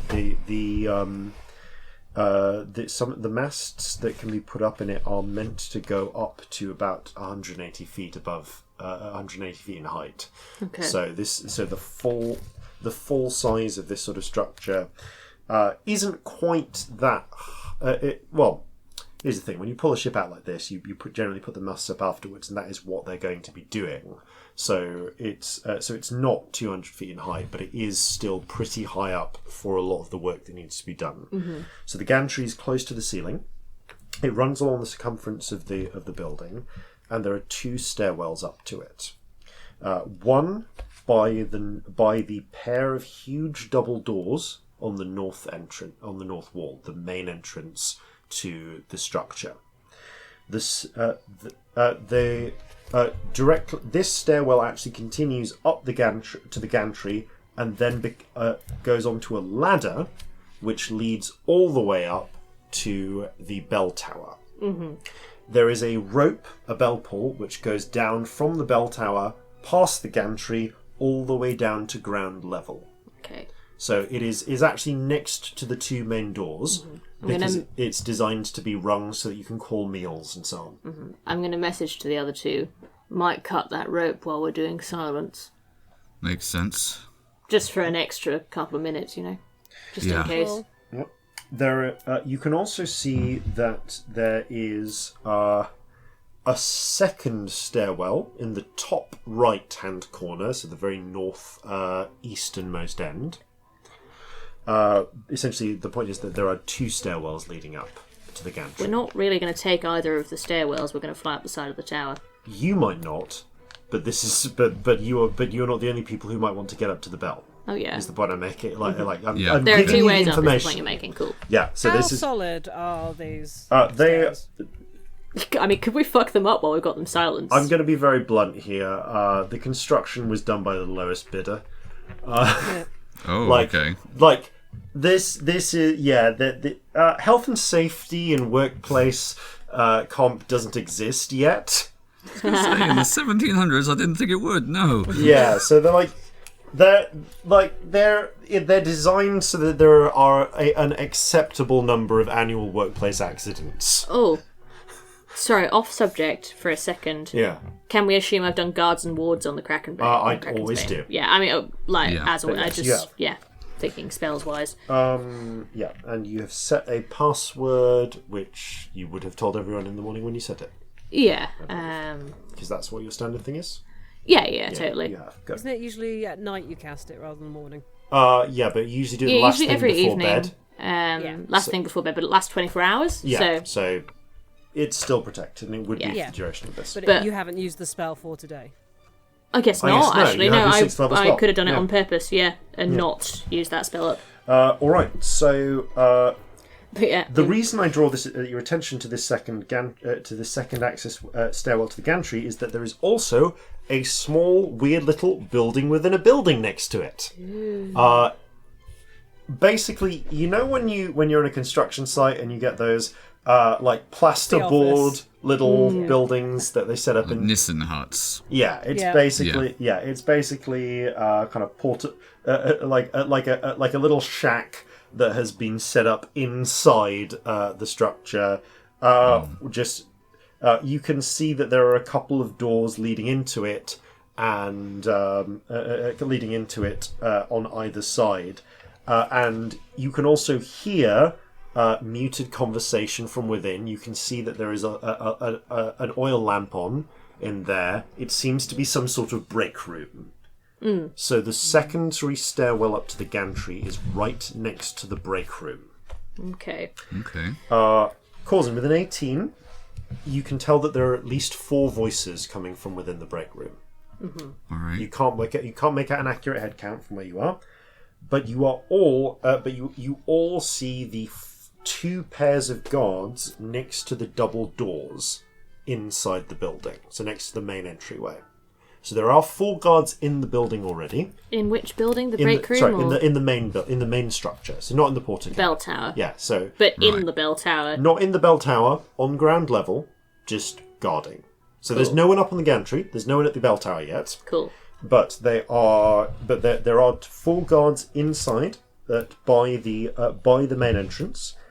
There are also 4 guards standing by at the water's edge by Dock 1 and Dock 4. So by the 2 with ships in progress, staring out into the water. Because you've popped your heads up, you have missed their sight lines and they do not seem to have spotted you. Okay. I'm gonna... So there are 8 visible guards inside, 4 more that you can hear at least. I'm gonna message the other 2. In turn, I assume, but like for ease of saying. Well, the Yeah. headset. Yeah. Oh, yeah, via headset, so you can just hear me. Yeah. There are 4 guards looking out to the water. Should I distract them with an illusion or something? Well, I was thinking maybe once we've disabled the bell, if you could make it look like the stairs are on fire. Yeah. Because Yeah, that'll that'd attract actually them, be- but they Going won't go past it. Perfect. Yeah. Okay. Let's do that. Yes. You are thought. Good also thought, Scamp. able to hear but not see Corzin. You reckon you can hear at least 2 patrols, judging by the footsteps, probably 4 soldiers per patrol, outside the structure as well. So there are at least another 8 soldiers on a patrol on the exterior, but you can't see pretty them well from where you guarded. are. Yeah, so this is there is a full company of mercenaries guarding this, but they are presently a bit spread out. Well, the So, mercenaries, not military. No, judging from the colours they're wearing, these are essentially private security. Okay. Fine. just after you silence the bell, I'll make it look like the stairs are on fire. Brilliant. After sending, I'll do that next, yeah? Yeah. They're all equipped with clubs, and they're all equipped with essentially truncheons, and either you see some of them are equipped with pistols, but some are equipped with muskets. All right. It seems to be a slightly varied mix. Okay. Okay. So, what's your plan from here? You're currently at the water's edge. Literally in the water's edge, in fact. Fly up and get on with it, I guess. Okay. Yeah. Okay, so you wait for a moment when the guards are looking elsewhere, and the 3 of you quickly... Before you cast silence, can you dry my weapons out? Yeah. Done. Thank I also you. take like another 15 seconds and dry out the 3 of us, so we're less weighed down. Dry out as you Genuinely. fly up. There is a short sort of as you go up, and you look at one of the guards looks over to where you were, frowns for a moment, and clicks the other. Allah, udunda, shonda. None of you speak Frisian. That pair start idly wandering over towards where you were. The other pair kind of stay looking out at the bay. They're looking a little nervously over at the sounds of the cannon fire being exchanged off in the distance. But you're able to fly up. So you're going up to the roof, and Straight to the bell. Yep, over Yeah. the roof. Straight to the bell. You reach the bell safely. 1 moment. Okay. There is a moment where, just as you touch down at the on the edge of the bell, you hear from outside, and from here you're able to look down and see that there are actually 4 patrols of 4 guards working around the outside. One of them frowns, looks up and goes, son! Jamil! So now! They seem to be waiting for a response. Where are they shouting? I'm So confused. I'm there sorry. are guards on the outside in the street. You seem to have heard something. They are looking up broadly in your direction at the bell tower, and they've called out something in a language you do not speak. Fuck it, let's just carry on. Minor illusion? Can I minor illusion the sound of a cat? Yes, give me a performance check. Oh, perfect. Oh, that's good. 23.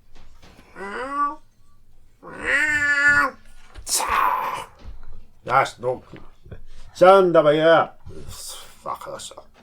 They mutter and return to their patrol. I just take 2 seconds and put both my hands on either of their shoulders and just tiny flash of rainbow happens. You both get inspiration because I just realised that would be really intelligent for the next 10 Excellent. minutes. Yeah. So yeah, D10 each if you're really Gives a desperate in the thumbs next up. 10 minutes. Okay. The 3 of you are now on just float down into the bell tower. The bell tower is a little, again, wooden structure. There is hanging from a pole a very large bronze bell. It is it would indeed be a 2-person job to try and lift this thing away if that was your goal. There is a large clapper, there's a bell pull going down, and there is a ladder leading down to a gantry. And wow, actually, some part of you, Corzin, can't help but think the construction work here is really shoddy, and they should fire whoever got the contract.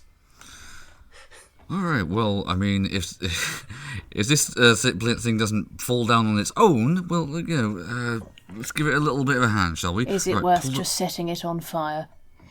I know that's For real, impulsive. setting on fire? Yeah. Where would it come from? Where would the fire come from? It's more likely to Me? attract Scamp. people to it. Oh, you mean you think people are going to see it and come running? Yeah, that's what I mean. It's going to serve the same purpose as the bell. And also, I'm going to illusion fire, aren't I? So people will come running anyway. But that's on Not the if we do inside. it inside the building. If True. we put fire outside, people outside are going to come in. True. Just pull You briefly the consider rope up. illuminating a giant signal fire to avoid drawing attention. Yeah, true. Yeah, The we don't beacons do are that. lit. Gondor calls for aid. We don't do that. That would be stupid. Wasn't going to say anything until you reached the conclusion. Yeah. Let's cut the rope that's the bell pull, but tie it to something else so they see it and they try and pull it and it doesn't work. Yeah, can we do it? Can I cut it with my dagger and just tie it onto a bit of stairwell or something so it hangs in I vaguely would same like a dexterity check, please. Okay. That's really not terrible. That's a 20, dirty 20. You are able to cut the bell pull and tie it to the side of the structure without ringing the bell by accident. Oh, amazing. Nah. That would be awful. I was gonna say, could Really, I reach really in and awful. hold the clapper while you were doing that? But yeah. I was going to say, you didn't say that, but fortunately it's not necessary. Yeah. You were able to to tie off the bell. So yes, any attempt to pull the bell is likely to hit the really dodgy construction work here instead. Yeah, if they pull hard enough. Yeah, they'll just If pull they the pull the entire rope and the tower gantry falls down, that's amazing. I That's was so thinking, good. actually, you could take the pull off where the actual bell part is and just attach it to the beam that the bell's attached to. So they pull the entire thing down on top of them. I But mean, then if you again, want that to, you would probably can. ring the bell. Yes, But please. okay, you did so. If that's all right. It is now tied to the beam currently holding up the bell. Yeah. Corzin would mention this is great. The only thing is, if that actually does work, it might end up ringing the bell just by dint of it falling down the shaft. They'll have bigger problems if it's falling. True. Yeah, if the building's coming down, that's a problem. All right, let's go. Okay. You're going to silence it then? Yes, Corzin casts silence. What do you anchor the silence to? It would be centered on the bell. Okay. So the octopus would go out and sort of embrace the bell a little bit. What am I making it look like is on fire out of character? The stairs. Which stairs? The stairs up to the bell from inside. So, so you want to make the ladder, so the ladder that leads directly up to the bell. But the bit that's inside the tower, so that it's not lighting up. Immediately, okay. yeah. So you create the appearance of not a roaring, raging out of control fire, but just like maybe there's been some dropped lamp oil or something. The fire is caught itself, like the ladder. A small, itself is on quietish fire, so people aren't really going to find it there unless is they try and come. Okay, so where do you want to be when you set this fire? I mean, it's 120 feet range. Fire. Yes. So 120 feet away, I guess. 120 feet away in what direction? Do you want to be inside the building, outside the building? Can I be in the water, or is that too far away? I'll say that you can get back down into the water, the three of you. I will ask you for another stealth check, though, because you're kind of returning to your previous hiding space. Or are we not going back to the water? What is the plan? Yes, what is your plan? I need to get back to the soldiers. Okay. Yeah, you need to be there immediately. I don't need to be there immediately. Okay. So I could go separately and I could meet you there. Yeah? Yeah. Would it not be easier to fly over for the two of us? Who's the two of us that you're talking about, Sam? It's an audio format, hon. Sorry. For you and me, Celestia, if we fly, but Scamp can go there instantly. Yeah. I'd rather fly and not use the spell, to be honest. All right. Well, then we can all fly.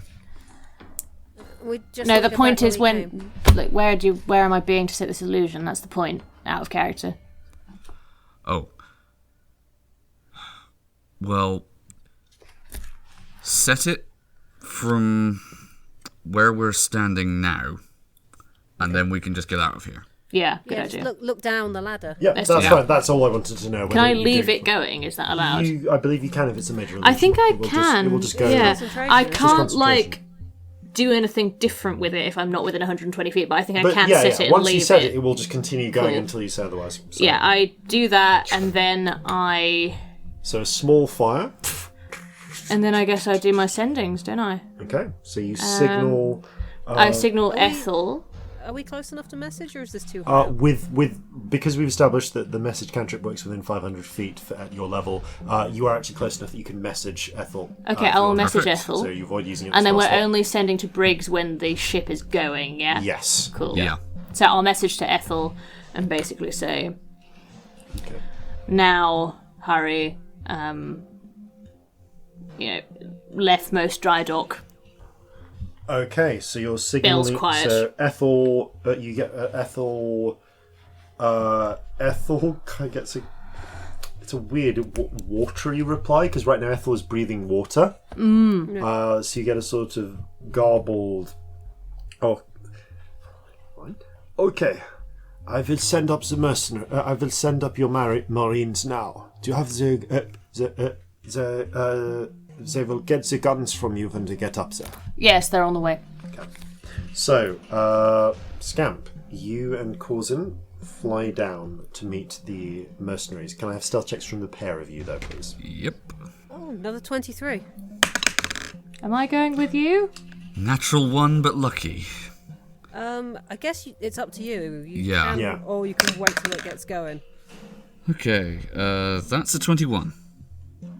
I don't know if there's any advantage in waiting till it gets going. I think I'd rather keep Give me a parties stealth check. together. No, sorry, that's a 20. That's a 20. Okay. 18 for me. Okay, the three of you speed down to the water and then slip quietly through it. So the mercenaries have moved up and are getting ready to come up via one of the dry dock bays. Essentially, they just climb up the side to fight. So, alright, you can see that Talc's crew is getting ready to come up. Sorry, I dropped the Eye of the Storm into my dice. I was fiddling with it. That's on me. Sorry for the noise. Talc's crew is getting ready to come up via one bay. The Spider Tiefling is getting ready to come up by another. Double check. So that right now, until they're in a position to take the weapons off you, they're going to come up and see if they can just essentially melee rush the ones on the inside. Yeah, the spider tieflings take the ones that are there in melee while the others get their weapons out. Okay, so that's the actions essentially for this sort of round of combat. Yeah. You're gonna be with Talt's crew, essentially just spilling out guns so they can grab them. The spider tieflings are going to go for the interior ones. So I'm going to say, following the standard rules for what I've done, I will give Scamp control of the spider tieflings during this fight. Talc's crew, I think, following my standard, I will probably give to Celestia control of during this fight. Corzin, as the case may be, will adapt. But you do get a successful surprise round, so can I have everyone roll initiative, please? Excellent, okay.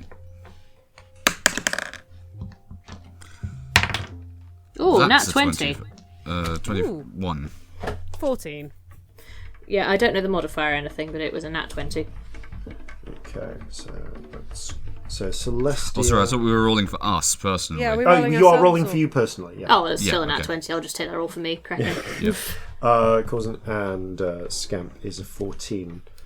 So yes, no, the spider tieflings and Talc actually have set initiative rolls Cool. based on their words. Yes, based on their morale. There we go. So just grabbing the notes I have here for them. So they will go respectively Plus on 4 then.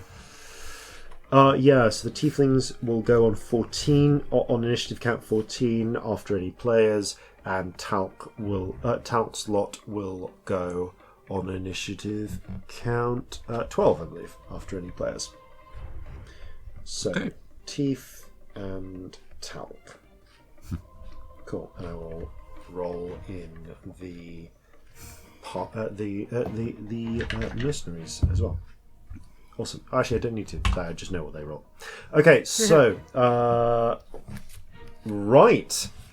In which case, let's get this started. So, as it all begins, Celestia, you are momentarily the first to rise out of the water as the spider tieflings begin clambering up the edges, blades in arms, ready to attack.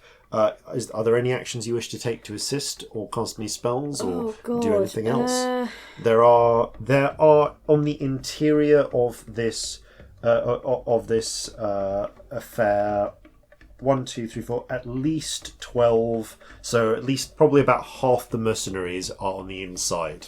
So there are, and taking out numbers of mercenaries personally will affect obviously the big fight as well. Okay, how many spider tieflings are like within 60 feet of me? I think it's 60. All of them. I'm going to flip my hair back. There's going to be a flash of rainbow. They're all going to get 11 temporary hit points, and they can move up to their full movement right now. Okay. Because I think that could be incredibly useful for them to just get into a fucking fight immediately. Yeah, the spider tieflings burst suddenly.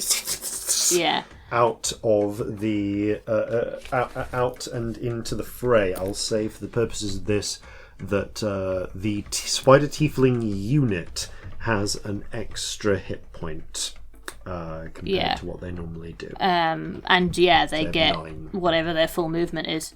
So they can get much closer, or maybe just in range. I don't know where they It's are. about 30 feet, but it allows them to get much closer, and for those who would have been a little bit further away, it allows them to run up. So just these, from the perspective of these kind of, pay by the day mercenaries, this private security firm who are busy just like guarding, like on a fairly cushy job guarding some half-constructed hulls. 30 nightmare creatures they have never seen with 4 arms wielding sabers rise out of the water with terrifying speed, glinting with rainbow energy.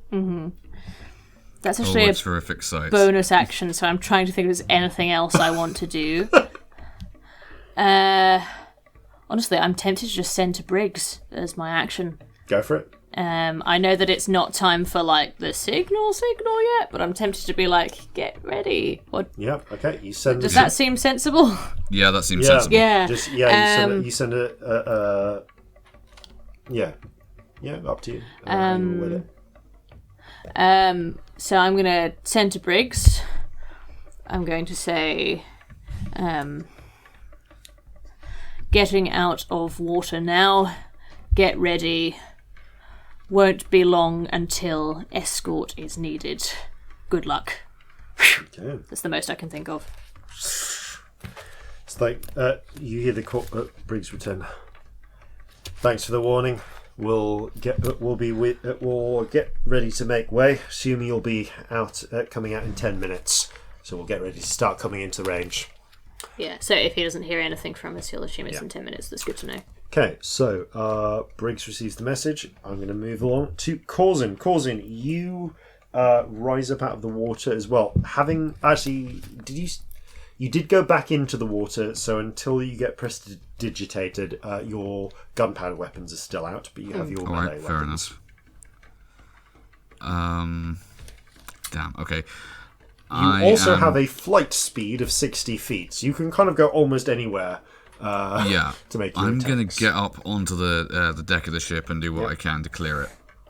Okay, there's no one on the ship at this point. But there are guards. I'll say that there are four kind of groups of soldiers where you could get within 5 feet of both of them.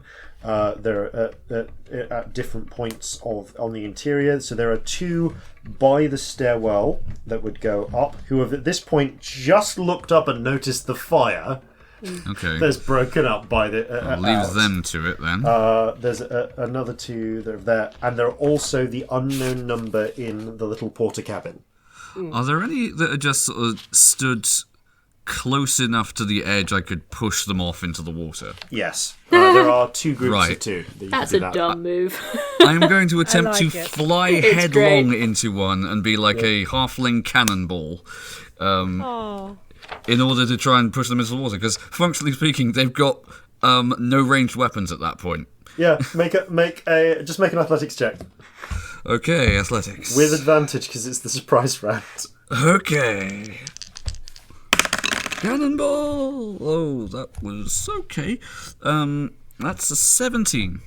Yeah, they're completely caught by surprise. This flying halfling bursts out of the water behind them because you come up through one of the one of the wet docks, and you shoulder check them into the There's just a splash as they go in, completely ruining them, ruining the musket they were carrying. That was less than 5 seconds, right? We're good. Yeah, we're all good. You've got another attack, at least one other, and of course the bonus action if you want to go for it. So you have a companion next to him. Yeah, I'm going to try and lob him over as well. So would that be a grapple? Another athletics check to grab hold of him. Okay, just regular athletics check. Yeah, it's this basically time. push. Your first attack is with surprise. Really, no, that's fair. Natural one, but lucky. Yeah. Okay, that is a 22. Okay, you grab hold of him by the having just shoulder checked his buddy into the water. You grab hold of him by the jacket. Your hands slip off. And you fly away, but he kind of loses gripping, slips on some of the water that you have spread onto the pier, and just falls in. It's like I've gone for him, come away. He's grabbed at me and then overbalanced and fallen off. Yeah, Oh. You still have your bonus action. The two of them are alive, but now in the water. So their muskets are now out of commission. Right. Plus, I mean, they're going to have to swim round and climb out. Anyway, any others in the general vicinity? Without ranged weapons, I'll say that you could fly up to the porter cabin and get the door open. And that would be... And if there was someone next to the door, you could make one attack against them. Okay. Although actually the porter cabin has open window space instead of real window, so I guess you could just fly through the window because you're small enough and attack one person. Yeah, I'll fly through the window. Flying up, you see there are 6 soldiers, all of whom are looking up, just in the process of looking up at this Superman-like tiny figure. He's got a fist out and everything. It's brilliant. They're halfway through a game of cards. You think it might be Jim Rummy? There's a superhero called Cannonball. His name is Sam. You are him. I mean, Corzin does fly like fists in the air for me. Like, definitely. Yeah. Oh, yeah. Okay. So yeah, if I can get to them, I'm gonna try and clock one. Okay, you can make an unarmed attack. I'll say they didn't see you coming, so yeah, take it with advantage. I'll let you sort of offhand a punch. Yeah. Unless you want to use one of your actual weapons. Both of those just bounced out, so actually one's landed, so I'll roll the other one. Yeah. That's another natural one, but lucky. Yeah. Alright. If it's just a unarmed attack? Yep. That will be a dirty 20. Okay, you fly through, trying to punch one, miss, smack the table, slide across it, scattering the chips. But in the process, you kick over a tankard, which flies up and smacks someone in the nose. What's your strength modifier? My strength modifier is +4. Okay, doing 5 points of damage. Oh. The nose breaks and blood starts flowing out. Fold! You're a dick. You're such a dick. So, on that note, because you all Scamp, you're tied with the teeth. Get away from this fucking table. Yeah. I will go away and think about what I've done. Yeah, Scamp, get out. is there anything, you can come up pretty much anywhere you want. What would you like to do, if anything? I'm guessing it's going to take all my time to get the weapons out the bag. Yes, actually, no. Yeah, you are taking your action. Your full action and will everything take the whole turn is helping Talc's crew get weapons. So you are up by the ship actually that you're planning to steal, because they all come out of the water, and at that point Talc's lot are all coming out of the water, and you were just hurriedly handing out weapons, keeping the bag open. They are grabbing them. It is a frenzied mass. At the same moment, the tieflings are bursting into action themselves. So roll me an attack roll for the tieflings. Do you still have their stats? I do. I've Good. With advantage, because they definitely have surprise.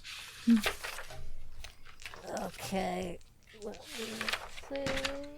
Okay, one of those is good.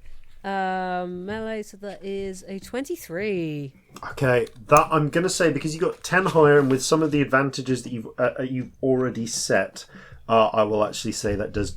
I'm going to say because of some of the advantages you've already set, and the weakening effects that Corzin has done on some of them, I'll let you do 2 points of damage.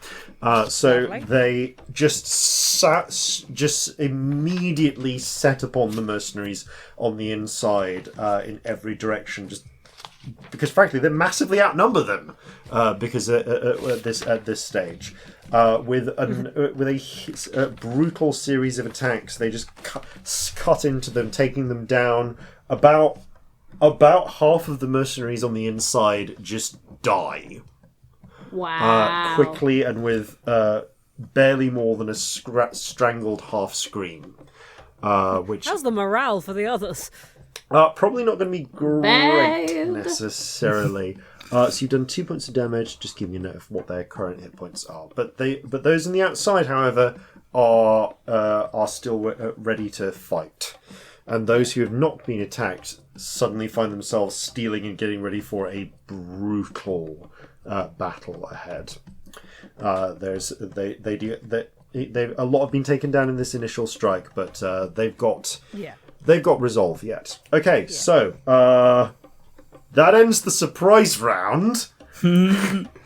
Top of the round, Celestia. So I got distracted by finding Talc's lot stats. That's all right.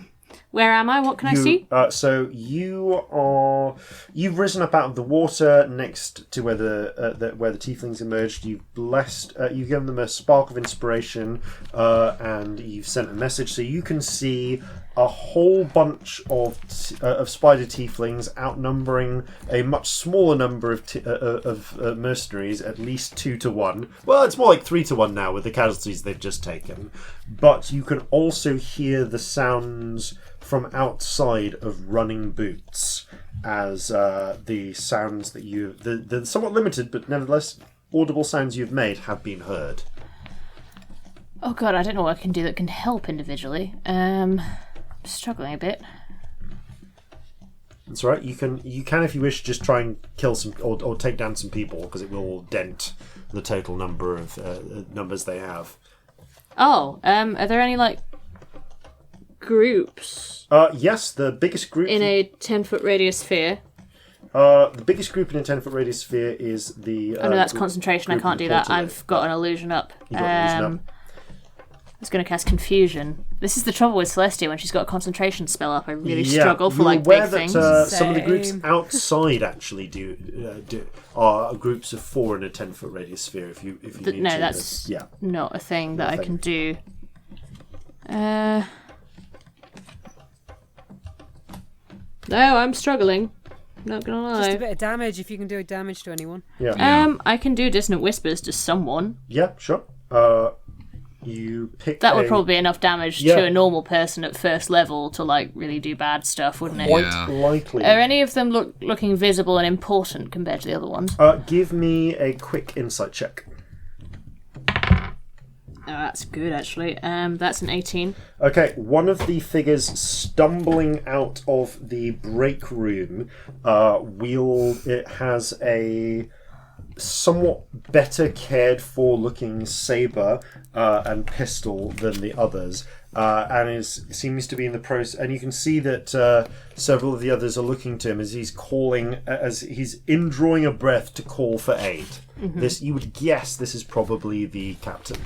Am I within 60 feet? You're within 60 feet. Yeah, you can fly up. Okay, I'm just gonna fly up and go down and cast dissonant whispers. Okay. I'm going to try and make it visible to freak everybody out. That's my intention. All right, it's a wisdom check, right? Yeah, wisdom save. Cool. He still takes damage either way. He fails. Roll damage. Amazing. Okay. So 12, 16. Just quite a lot for your average person. Damage.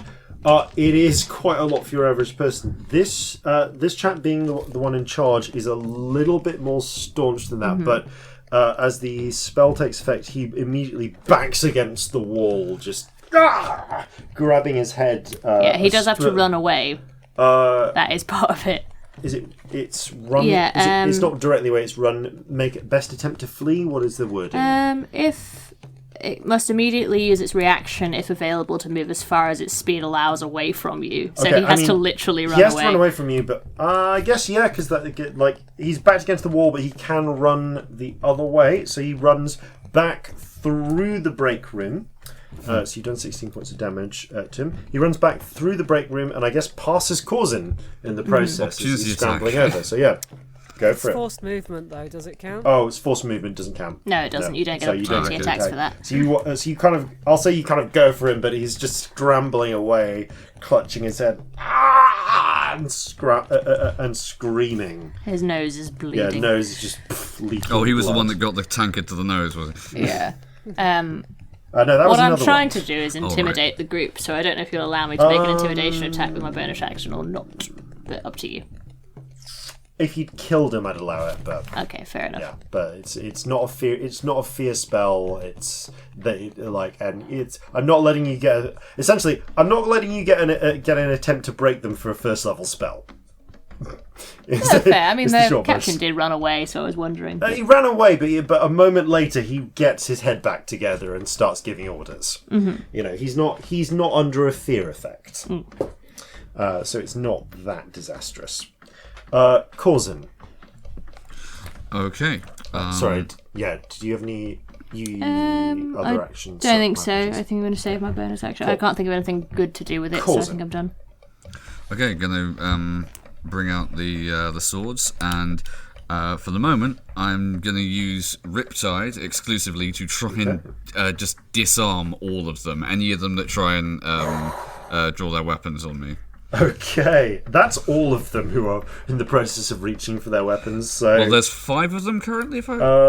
there's 5. There were 6. The captain just ran out of the room. Yeah, the captain. Right. Okay. Yeah. Yeah. But there's Okay, 5 then. around you. So yeah. So the 2 attacks. closest 3 to me, I guess. You'll have to use one of them. You'll have to use death because you can only make 2 attacks with your main weapon. But go for it. Make 3. Make 3. I think it's just. It's been a while since I've used the disarm rules. Well, it's only if I hit. So let's see if I hit first. Yeah. Okay, so the first one is going to be 27. That definitely hits. The second one is going to be a 19. Yep, also hits. And the one with death will be a 15. Also hits. I think, yeah, because I don't. Just doing this from memory, I believe it doesn't do damage, but you do knock their blades. As a reaction on a successful attack, you can attempt to break a held or worn item or armor. It's an athletics check versus AC, either breaks or the item. You can, but you can only do that against one of them because it uses your reaction to shatter a weapon. Okay, well, I will do that against one then. Yeah, but I will say that you can. So the first one does the first one does damage, and you can attempt to break it. So make the athletics check. Okay. That is dirty 20.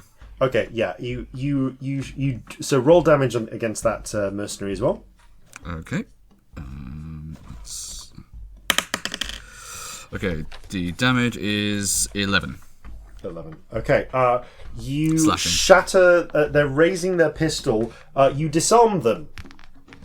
By which I mean Riptide goes through their hand, shattering cutting the pistol in half, and then through their upper arm, and they die in a screaming, bleeding heap. Okay. The other 2 attacks, you have a choice of whether you want to actually disarm them of their weapons or you just want to do damage. I think I'll just do damage at this point. Okay, roll damage. Okay, second one. That is another 11 slashing damage. This one, you bat the saber the club they're raising to the side and just and slice through their throat. They slump backwards, spraying claret over the cards. Oh, it was a winning hand as well. Yeah. Bad luck. You're so mean. And final one is another 11. That's like and then the third one, you just flick the blade out and. I rolled 5 on 3 separate d6. Yeah, just simple slash in across the chest, catching them between the ribs and puncturing a lung. They cough and struggle and slump to the ground, drowning in their own blood. Okay, so there's 2 Three left. of them dead. Yeah. 2 left. That's Right. yeah. I'm just keeping a track of how many you guys you've personally killed or disarmed, because that all affects the total hit points. Okay. At which point, Scamp.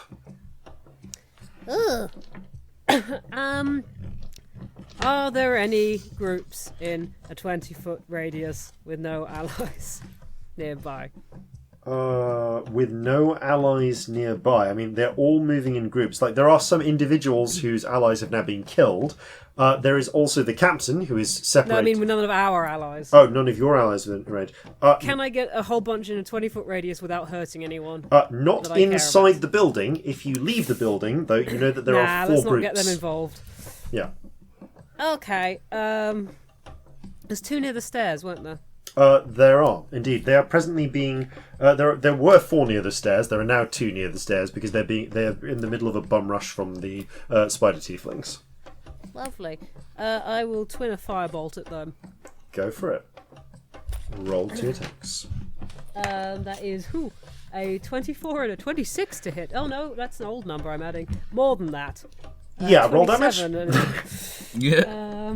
How much do I roll these days? Is it 2 or 3? I've been playing too much D&D with too many characters in the last few days. Oh, I know that. What level am I? Am I 8? Am I 14? Am I 11? Nobody knows. No one knows. So 15 on one. Yep. And 14 on the other.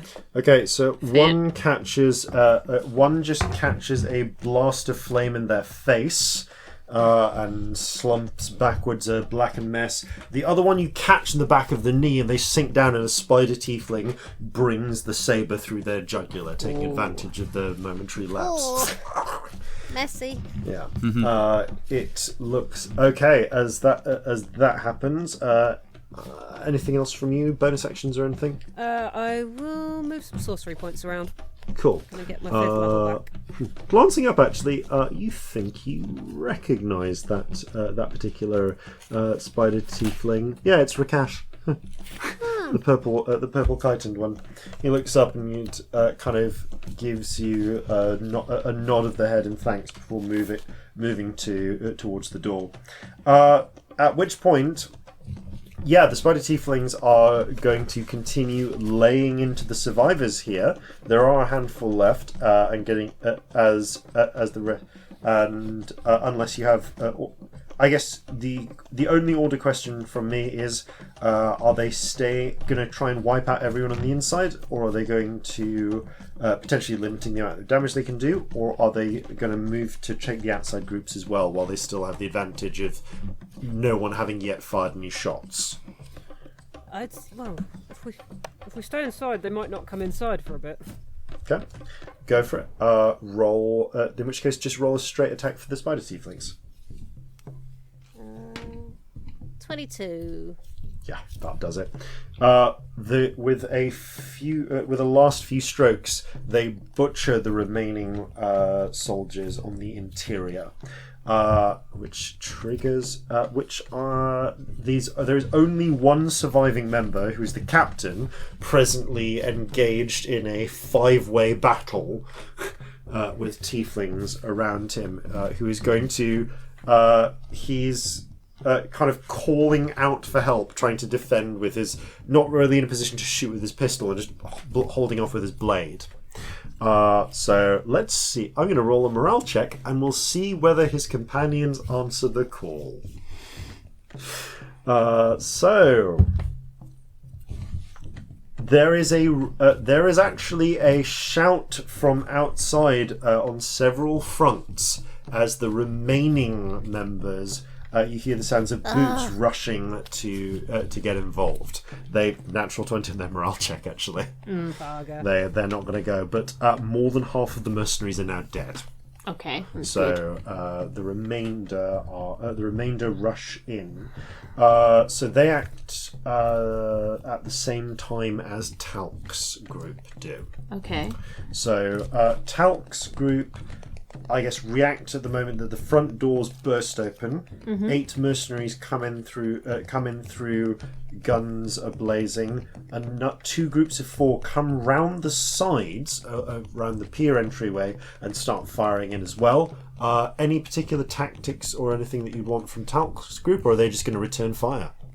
I think they're just going to return fire. I can't think of anything more interesting to do, and I think that's probably just what they do, That is what to be they honest. do. No, fair enough. Yeah. Roll me an attack, and the attack will be rolled on them in turn. 17. 17. No, that's a 2.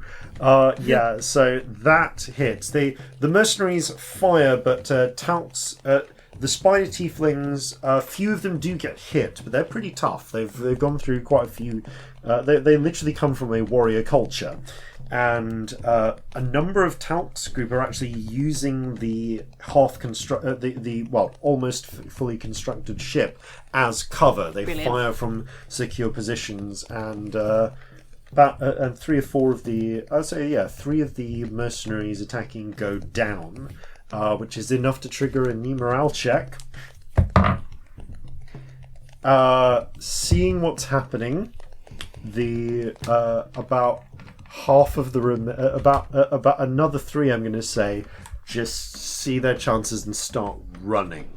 So you can now, so those of you can see, and I'm going to say it's the ones at the sides. So 3 of the mercenaries are now running for the streets. They're not yet out of sight, but you as player characters can see them running. 2 to the east, 1 to the west. So, are they the ones that are currently left, as far as we can tell? No, there's still a group at the main entrance fighting. Mm-hmm. So there's still a pocket of resistance because they succeeded on the next morale check I rolled for them. But there are now 3, as it were, witnesses running, trying to save their own lives. Cool. So top of the round, it's actually Celestia. Can I get to any of them with the dissonant whispers? Yeah, you got ones that are running away. You got 60 foot of range in it, and you can fly 60 feet. So you could get the one going west. Where dissonant whispers is a single target, right? Yeah. Yeah, you could get the one going west easily enough. I'll say at this moment that the captain has just been mobbed to death by tieflings and is gone. So there's still 3 left. So there's 3 running away, and there's also a pocket of 8 who are kind of like fighting at the double doors. Okay, are all the 3 separate? Yeah. So there's one group of 2, one group of 1. Oh god, do any of them look like they're running in a more dangerous direction? They are just fleeing, but like again, it depends whether you want to wipe out all witnesses. Do I care about witnesses? That's the question. Yeah. There's a lot of noise happening already, isn't there? Yeah, now gunshots have been fired, but like scattered gunshots, it's there's stuff that could be heard within a quarter mile, but hard to tell exactly what's going on. I don't think I care about witnesses particularly. Okay, yeah, you can let them run. If you want to hit the last pocket of resistance instead, you can. I think that's more helpful. Yeah. You know, are there any I could get within a 15-foot cube? Almost all of them. Without hitting any of ours, obviously. Almost all of them. You just need to fly. Like if it needs to be 15, if it's Thunder Wave, you just need to be right next to them, and you can fly up, essentially above and next to them, and yeah, it's Thunder down. Wave. Yeah. I think, I want to fly near them. Yep. And I just want to say, time to give up. And on the word up, it goes. Nice. Yeah. And we do a thunder wave. a I'm gonna do a second level one. Yeah. Okay. Because bugger it. Just roll me damage. Okay, it's a con save, but I don't know if you want to do it like that because it's loads of people. So up to you. I'm gonna do like a group one. Okay. Sorry, I'm just looking for another D8. There we go. Okay. Oksana's here apparently, as always. She pops up a lot. That's 12 I've rolled. 12. Okay. About half of them are just smack against the ground, pulping. Gibbed. Half of them manage to brace themselves, and you hear the sounds of snapping bones and cracking. That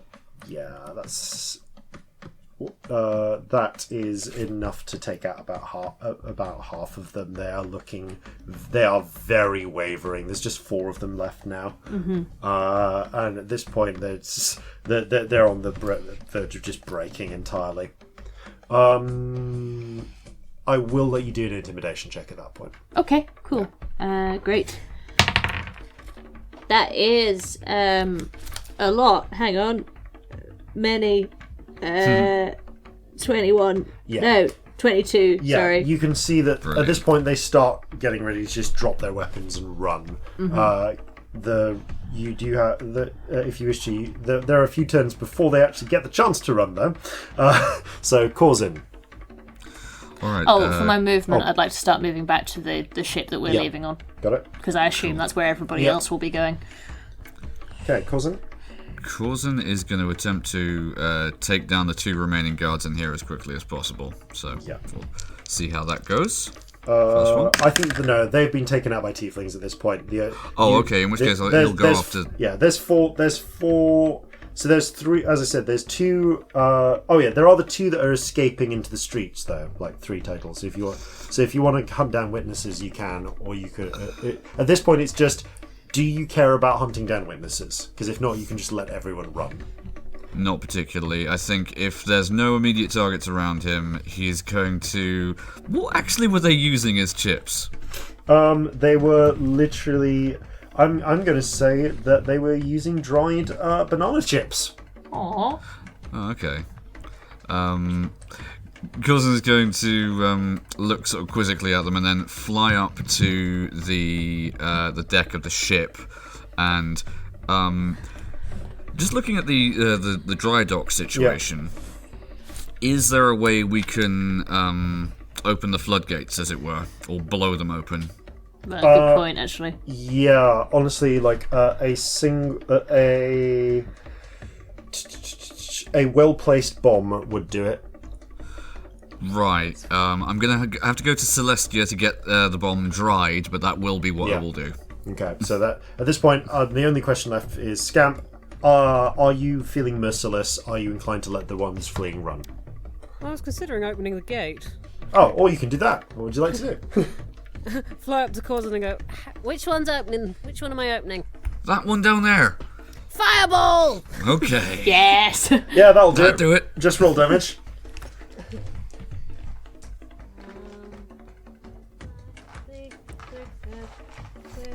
All the d6s.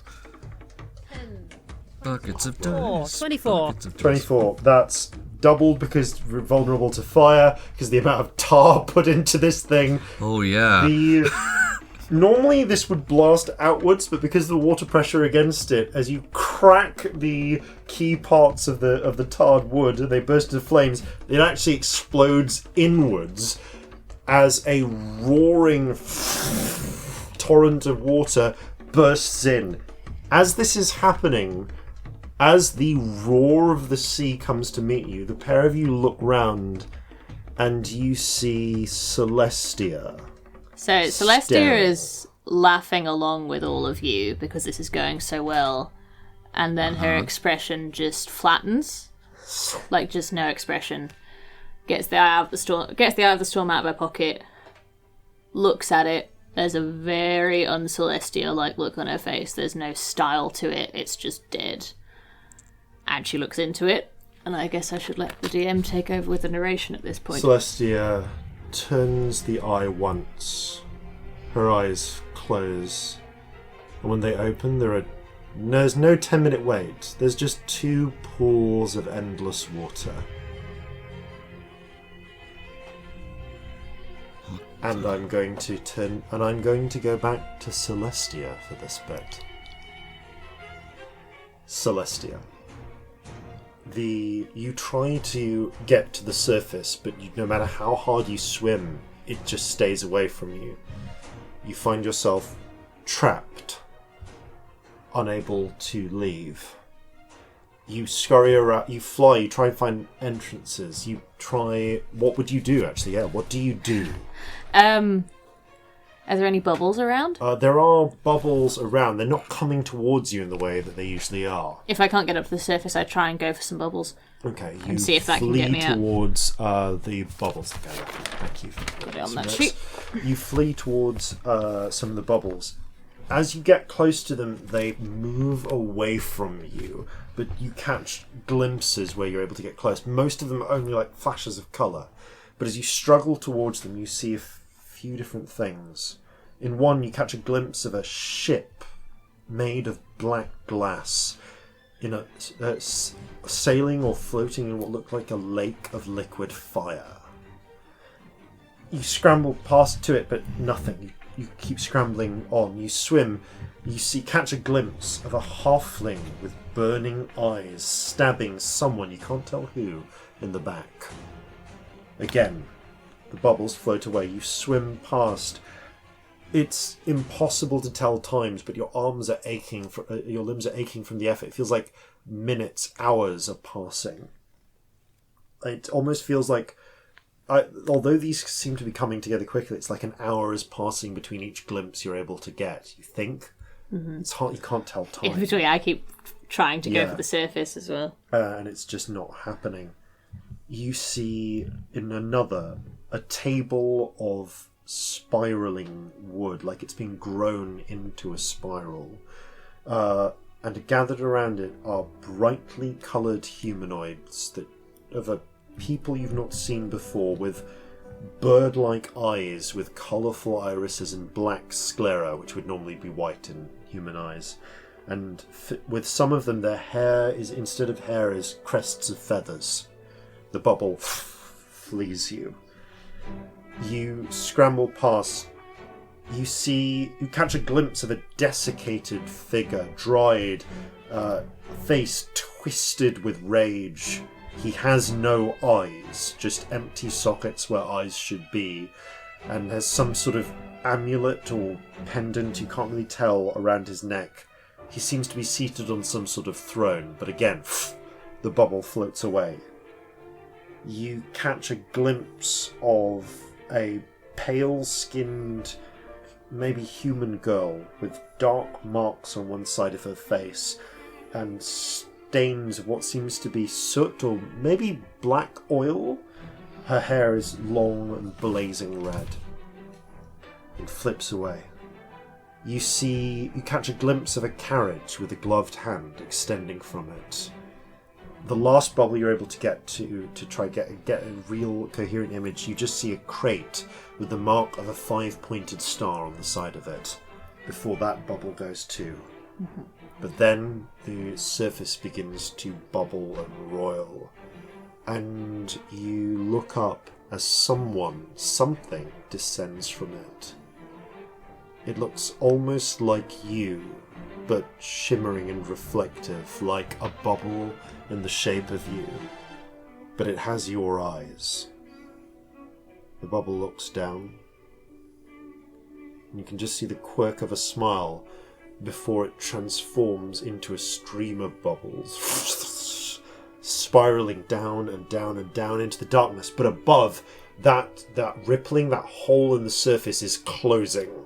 I hurry. You struggle, you swim up to it, and you breathe in air.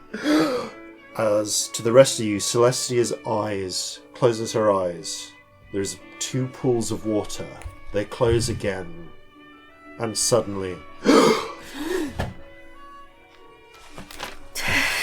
You're holding the eye. You are standing on what looks like you're in some sort of dry dock. There are dead bodies around. There are. You recognise the spider tieflings, talc. I'm on the deck of the ship by now. You are on the deck of the ship. It is 7 seconds later. And Scamp and Corzin are there? Scamp and Corzin are there.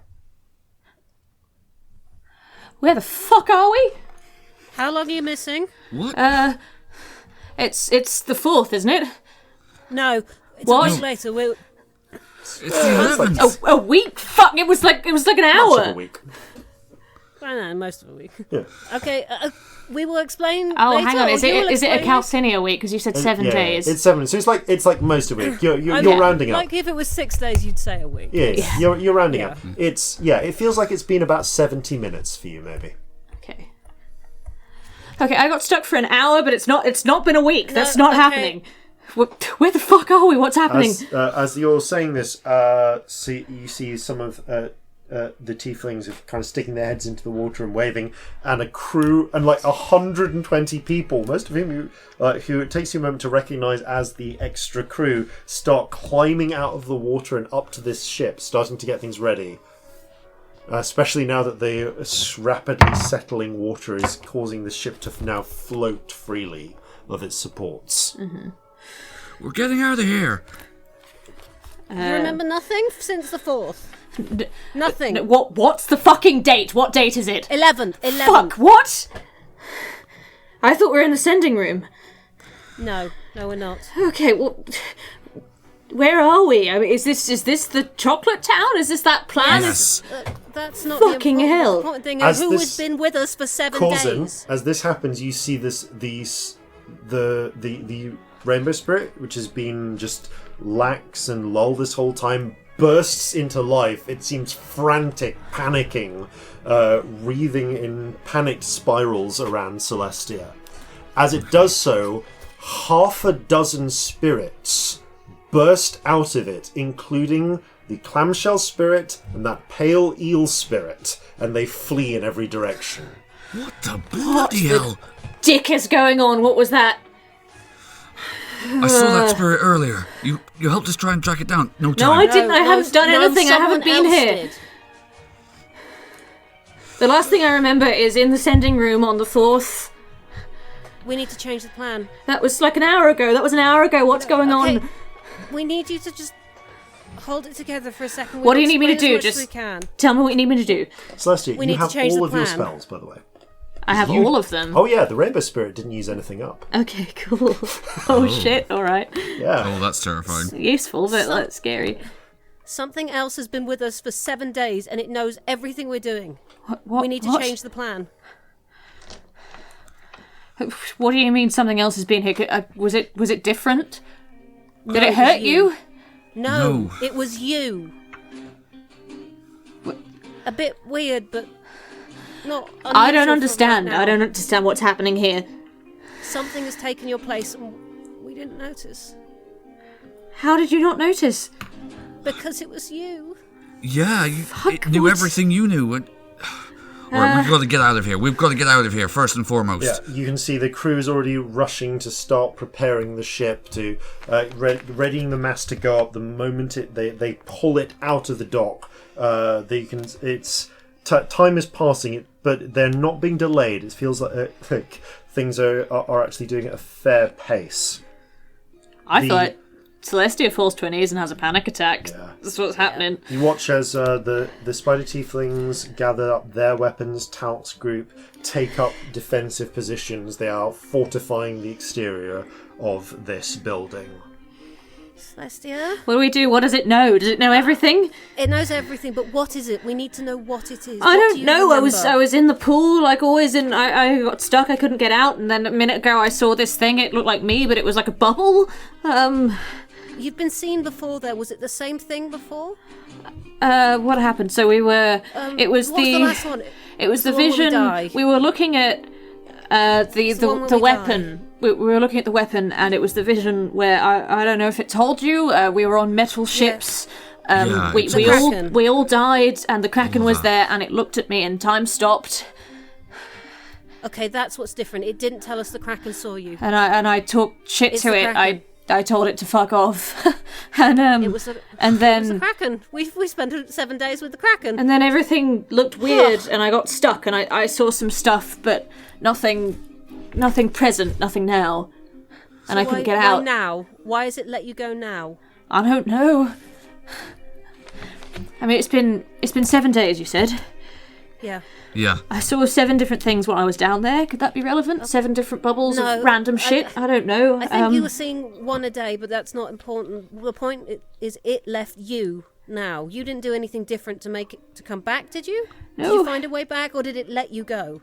I don't know, it all just sort of stopped and it came back down. It was like it came down from the surface. Okay, so where I'd be. It let you go. What has happened in this moment that it was waiting for? I don't fucking know. We I'm not just asking got the you, ship. don't worry, I'm sorry. The water came in.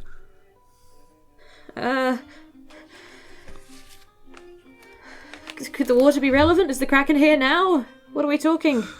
Okay, Corzin is going to do another primary Yeah. awareness. He would have done Yeah, this you- beginning of the day, but he's Yeah. going to do You one now. pulse it. Yeah, Celestia's just You on her get knees, clutching her head. 2 sensors, one within a mile, one outside of a mile of that roaring tide. Okay, so that, one within that 6 could miles. be the eye on the other ship, though. It probably is. Alright, it's not here. So it's not. That's the It's main definitely thing. not here. Okay, Which we incidentally need is to news to you, adjust. Celestia. what was that? Which incidentally is news to you. That there is another The eye. second eye. What, there's another eye? What? We think Vasilisa has one. Are you sure Vasilisa has? When did you do the spell? We've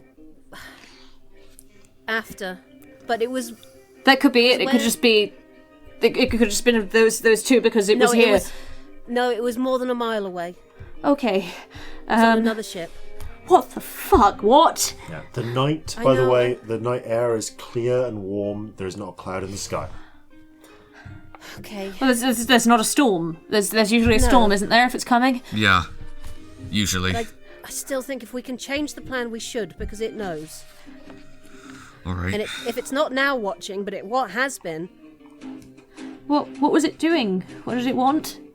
More or less everything that you normally would have been doing. That's why we been a- didn't take it on. it's been a bit. I mean, you were more interested in the ship than usual. I showed Yeah. you cannons, Right. so it knows the ship, it knows the crew. I don't know what it said to anyone. Nothing that you wouldn't have said. Were you there the whole time? No, I suppose not the whole time, but... We should ask everyone. Most of the when time. we're out Yeah, of this. we'll we need to get out of this. We need to get out the bay and fight. there is We're about absolutely halfway nothing. through getting the ship ready at this point. We're just waiting at this point. Don't worry. What's the you've plan? done- What's the current... I don't know what we're doing. Alright, Okay, we're so- getting this ship out of this dry dock. We are sailing it as far as we can. The Kraken's Bane is covering our retreat, and Visalissa is running interference. What's our destination? Ultimately, back to Omicidio, but... Is it? Ethel, Out of character, is it? Ethel, who actually, as you say that, Ethel, who's looking over, calls. Doesn't seem to be really aware of your conversation, but does hear this. Goes, once we make contact, once we rendezvous with the others, I believe the captain is going to sail with us back to Omicidio, and you will go on your way.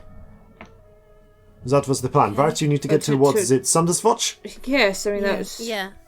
the plan a week ago. that hasn't changed. Yeah, I'm not being funny. This plan with Chocolate Town had been talked about over a week ago. Yes, hasn't it had been Yes, talked it has. about. Good, You good. only So I'm not finalised certain completely out of details context. today. Today, pretty much, yeah. But the general plan was already worked out. I don't know. Should we? If it knows, should we go back to Omicidio briefly too, so that it's different? Or I don't know what to do here. I think that would make sense at least. We need to get somewhere far away and just talk to everyone at this point, I think. Yeah.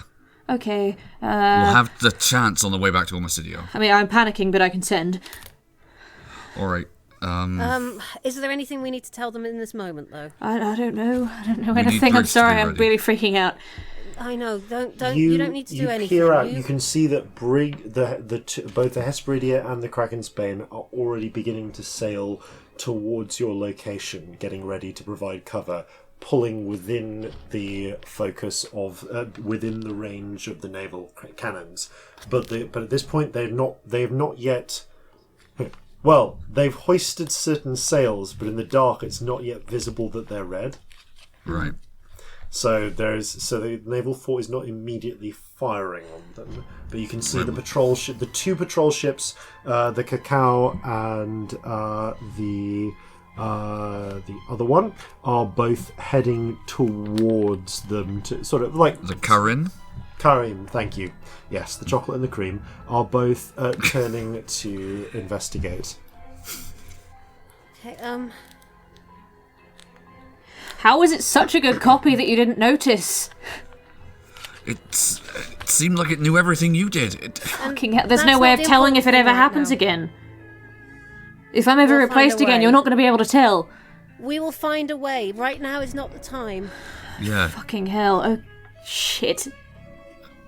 Until we figure out a way how to get to sort this out, do not use the eye for anything. No, you're right. What's immediate? What do we need to do?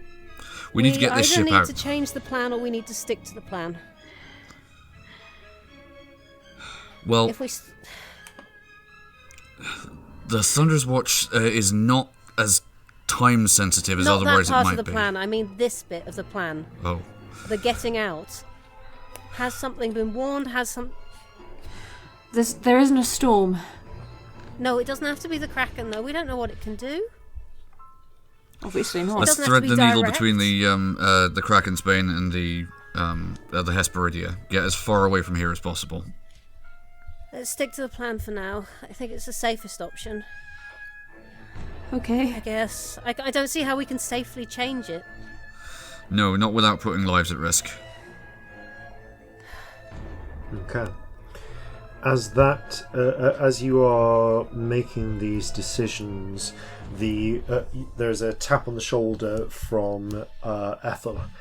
Right, they're going to pull the crews are going to pull the ship out, and we're going to raise the mast. The moment it's up, we need you giving us some wind, Scamp.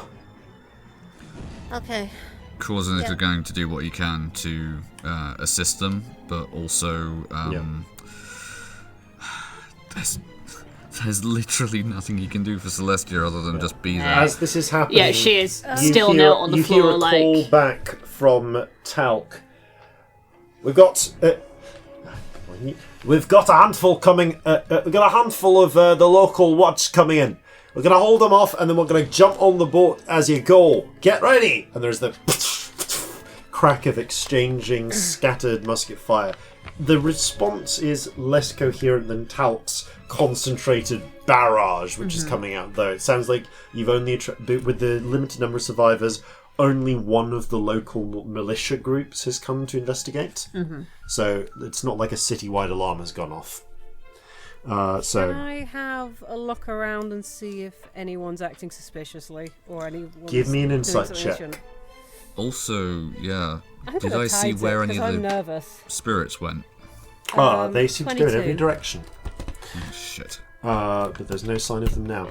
23. I will keep an is eye that? out for any of them. 22. 22. Okay. Scanning around, it's hard to tell because there is a lot going on, and you're feeling kind of paranoid at the moment. But there's nothing strikes out at you as suspicious, except Celestia, who, for obvious reasons, is freaking out right now. I don't think Celestia's doing anything useful right now. Celestia, What? could you send to little Corzin, please, and just check he's okay? Why? Because you suggested he went on a different boat. Oh fuck. Okay. Shit. What do I say to him? I'm not with it. Little Corzin, are you alright? Everything okay? Just checking in. Okay, thanks. I just sent. Celestia, we're fine. I'm fine. What's going on? Is Pa okay? Are you okay? Do you need me to tell Captain Briggs something? He sounds fine. He's asking if we need him to tell Briggs anything and if you're okay and stuff. That sounds pretty normal to me, but fuck. Okay. Right, that's one thing we're definitely going to change. As soon as we're in range of the Hesperidia, I'm getting my son I'll back. go fetch him. I'll go fetch him as soon as we're in as I can. Thank you. Okay. I mean, he's going to be really worried. Do you want me to send back? Yeah, tell him we'll be with him soon. Tell him to get somewhere safe and hide a little bit. Yes, things could get loud. Also, Should I ask him to tell me Celestia? where? What? You can cast suggestion, can't you? How Yes. long does that last? 8 hours? Okay. It's concentration. So It is. Okay. Okay. I that's don't know good. if it could be concentrating, but I'm not. If that helps, I do have to focus on it. No, it can't be because it cast the illusion upstairs. What It was illusion? concentrating. You did an illusion. The illusion, point is, the it can't apparent have fire has suggestion. gone. Okay, I mean, I'm not concentrating on anything right now, so And it concentrated while it's here. No one on that ship is under a suggestion. Okay. That's the main thing. Covering bases. Oh, I feel sick. I'm gonna go cast a controlled wind. All right. Do that. I'm gonna send to Little Corzin again before I lose it. Yeah.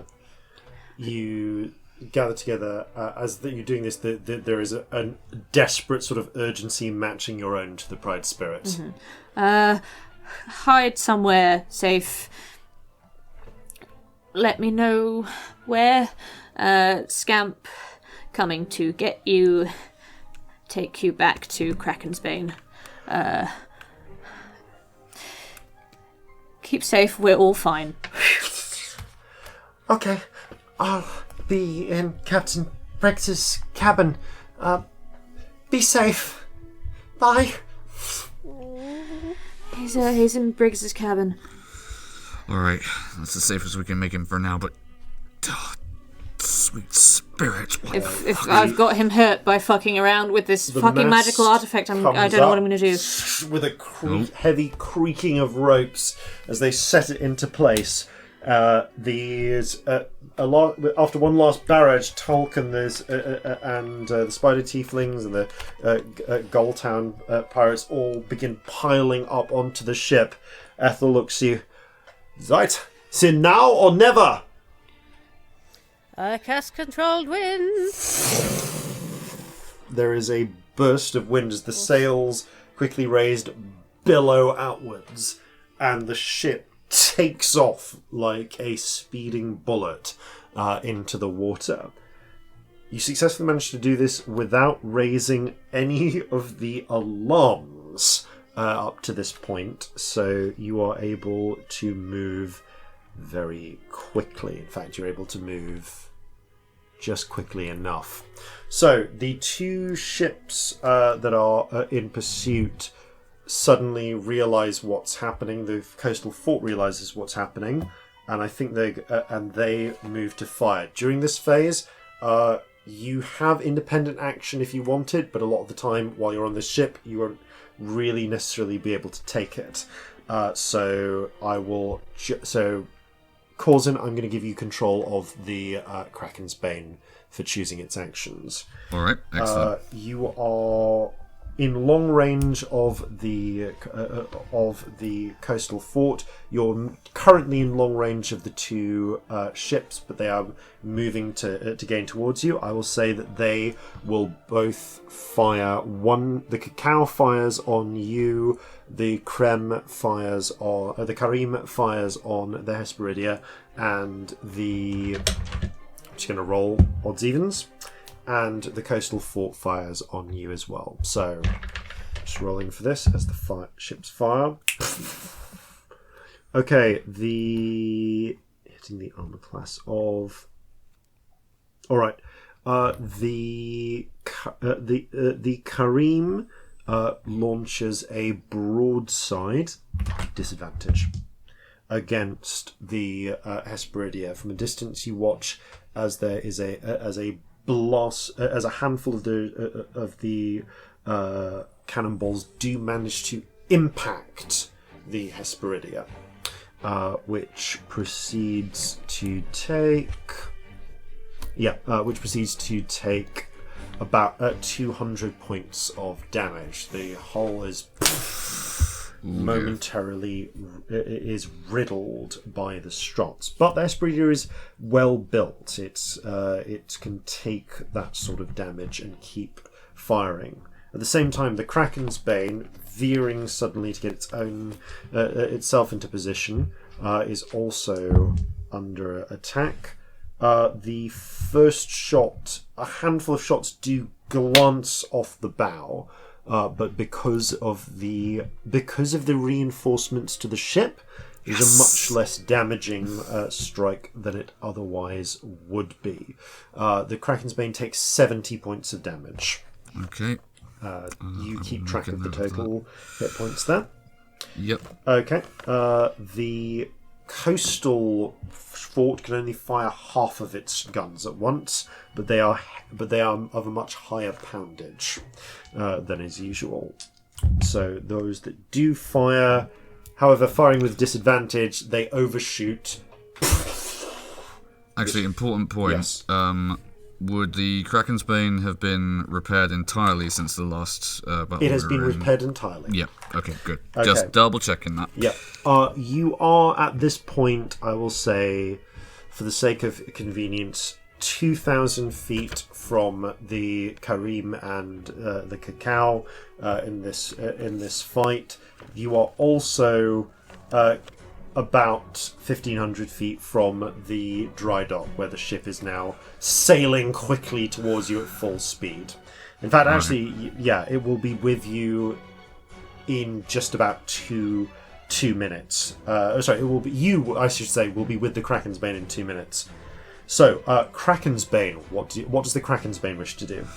Okay, the Kraken's Bane is going to maintain its course, veering off only to bring its weapons to bear at the lead patrol ship. Got it.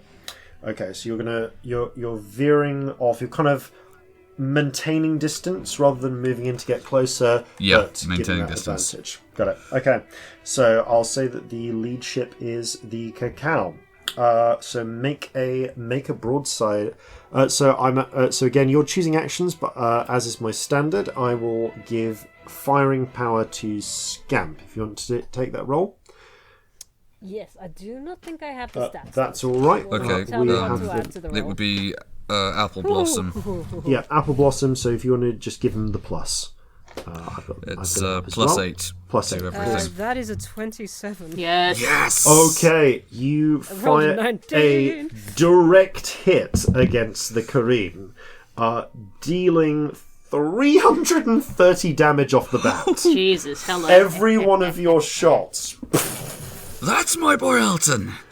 blasts into it. That is enough to take the Kareem below half of its hit points. It is with that much hull damage, it is immediately slowed and starts lagging in the water. It's still kind of moving forwards in pursuit, but now it's no longer the lead ship. I think that the Hesperidia would actually have taken the same target because it was focused on trying to do the ship that just hit it. It would have done the same thing, so I'll fire an attack for them. Oh, you are at long range. Can I ask you to roll again, because it would be with disadvantage? There's pretty good odds, though, with that +8 that you'll still do a full hit. My apologies. That's my bad. 17. Yeah, that's still enough damage. These things are not terribly well... they're not horrendously well armoured. It is... Yeah, 315. It's enough for you to get the hit in. So it's enough to take them down to below half. Okay, so with that in place, they're going to do the same. Unfortunately, the Hesperidia misjudges its turning, and all of the shots go wide. You are able to buy time, though, another 2 minutes for the ship, for the new unnamed prize ship to come up next to the Kraken's Bane as you're making the turn. And the three of you are able to quickly scramble up onto your lead ship. I'm gonna go via the Hesperidia because I need to get little Corzin back. Do you still have flight on yourself? You'll have to cast it again if you want to fly. It's 10 minutes. Oh, it's 10 minutes. It's been. Oh no, 10 it's minutes. concentration. Oh, is it concentration? Concentration, then you're fine. Yeah.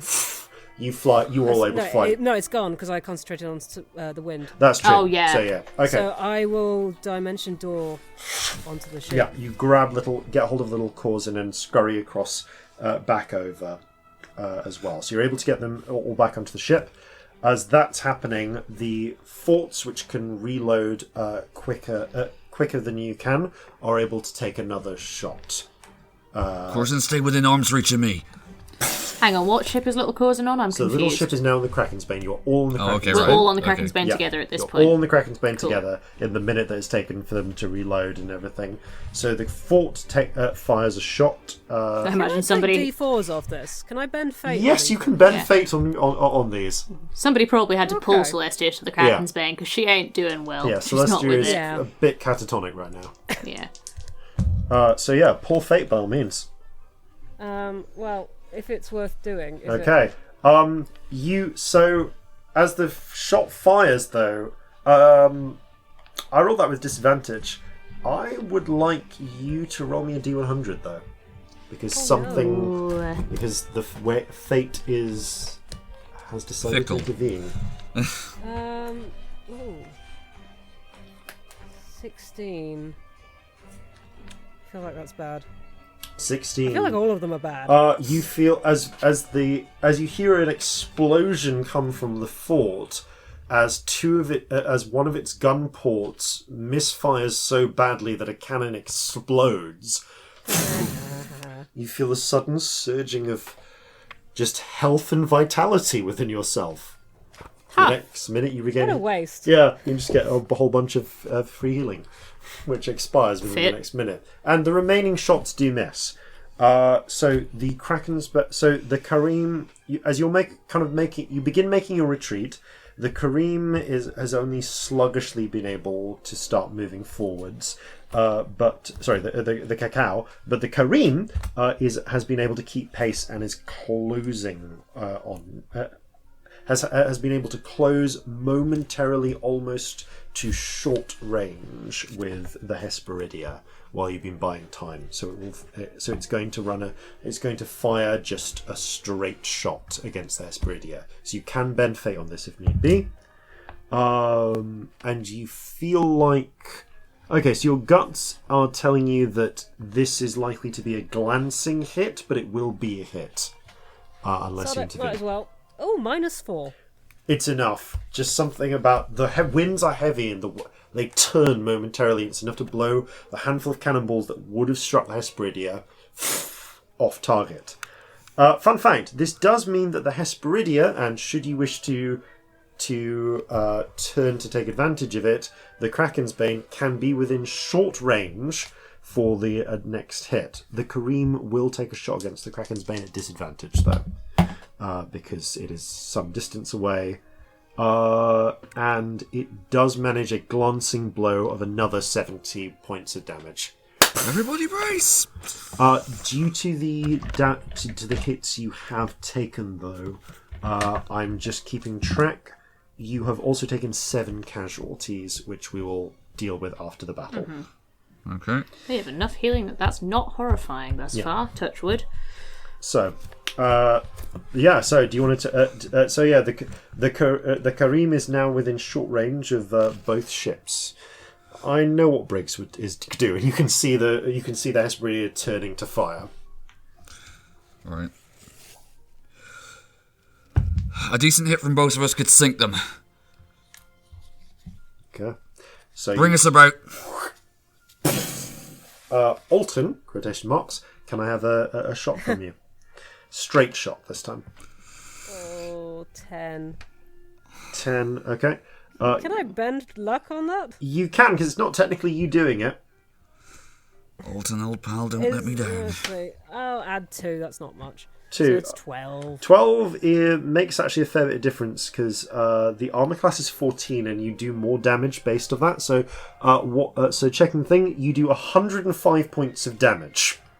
Ship armor classes is so interesting. Yeah. I really like how it Although works. I like how you you've still hit a abstracted bit. it. It's fun.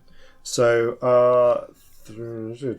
Pointing cannons directly at a really big thing, it makes sense, doesn't it? The Kareem is fully intact. The Kareem is buffeted by the handful of cannonballs that do strike it. Unfortunately, Alton's counterpart on the Hesperidia is just not having a great day today.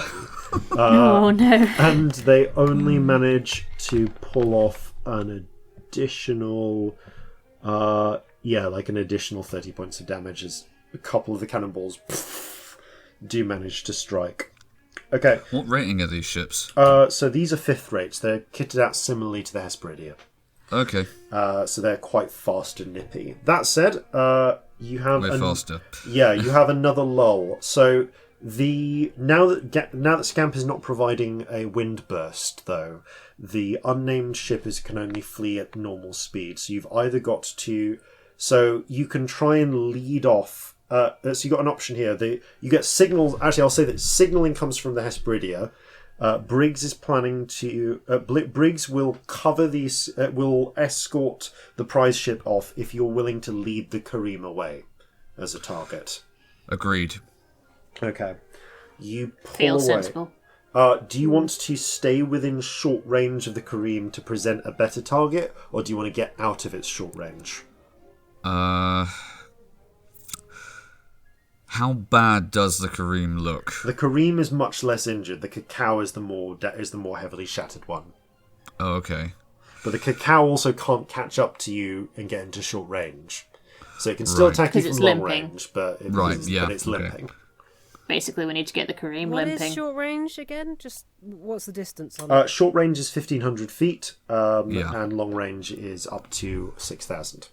I was going to say, that's still well out of Molly's sniping range, isn't it? Yeah.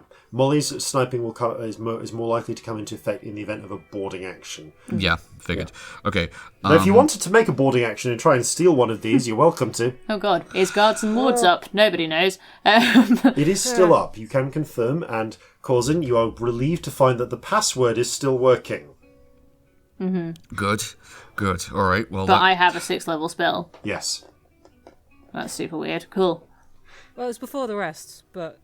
Oh, yeah, true. So it's still weird. Even so. All right. Yeah, I'm going to try and... Well, I'm going to give the order to plot a perpendicular course to the Kareem, giving him getting him in line for another broadside, and also cutting them physically off from the other two retreating ships. Okay, you get ready to pull an Admiral Grenville. So that's going to open you up to fire from the Kareem. The Hesperides is pulling back. It does lull just long enough to take a disadvantage shot. Has my inspiration gone by this point? I think it's been 10 minutes. It's been 10 minutes. Yeah. Okay. So you're going to get some return fire as the one ship that's easiest within range. So you get one shot from the fort at disadvantage.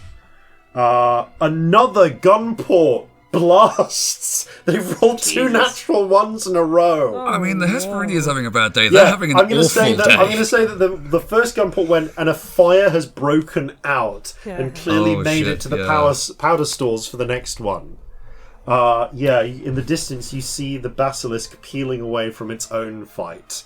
Now that they are sufficiently out of the way, it's completed its own distraction. Small question: do I have the uses of my inspiration? Yes. Cool. Yeah.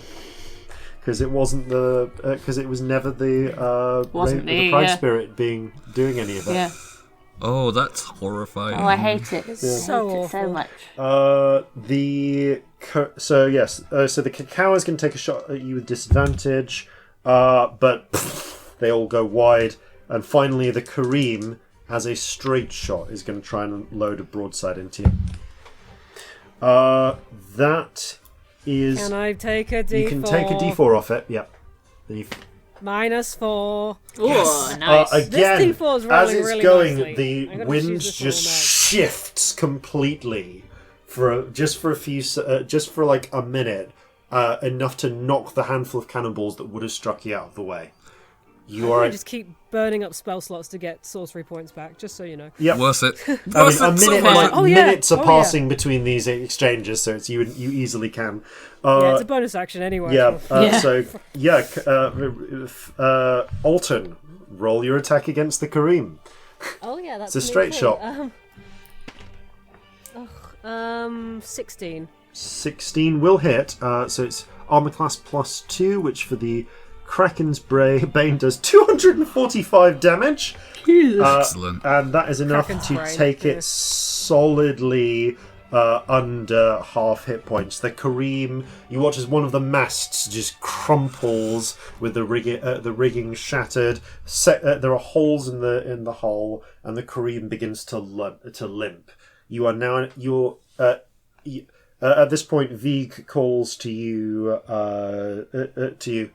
Captain, if we turn now, they'll maybe get one more shot at us, and then we'll be well out of range. All right, bring us about. I want every inch of sail on the wind. Okay, you get one last shot. Not even from the from. I'll do a controlled wind.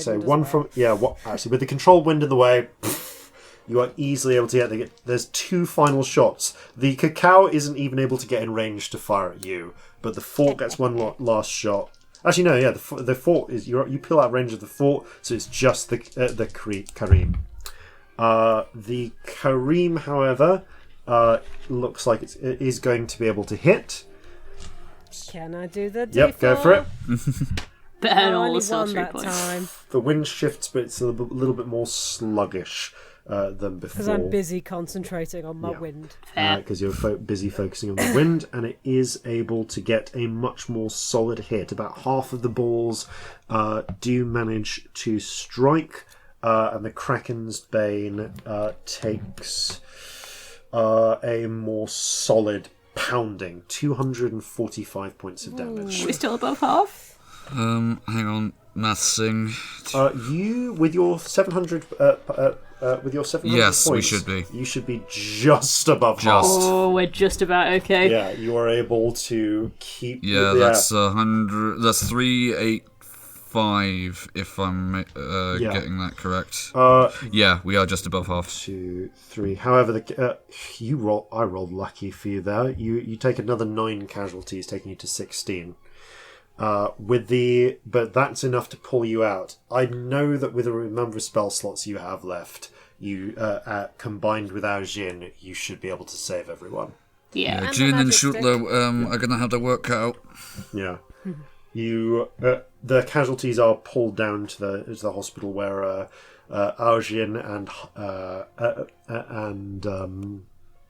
Heinz Schuler. Yep, Heinz, thank you. And Heinz are busy. Cute little apprentice. Bless him. Heinz, you see, just has this, like, emotionless, if slightly terrified, like, with fringed with terror kind of features on, is he just, like, arms deep in blood. But, like, very functional. Like, it's just dealing. Yes, As Heinz. soon as it is clear that the other two ships cannot reach us, I'm going to call Molly down from the crow's nest, give her the wheel, go down to the sick bay, and put as much healing as I can into anyone. As the moment when you actually pull, when you hear Alton call up, "Wait, we're out of gunning range now!"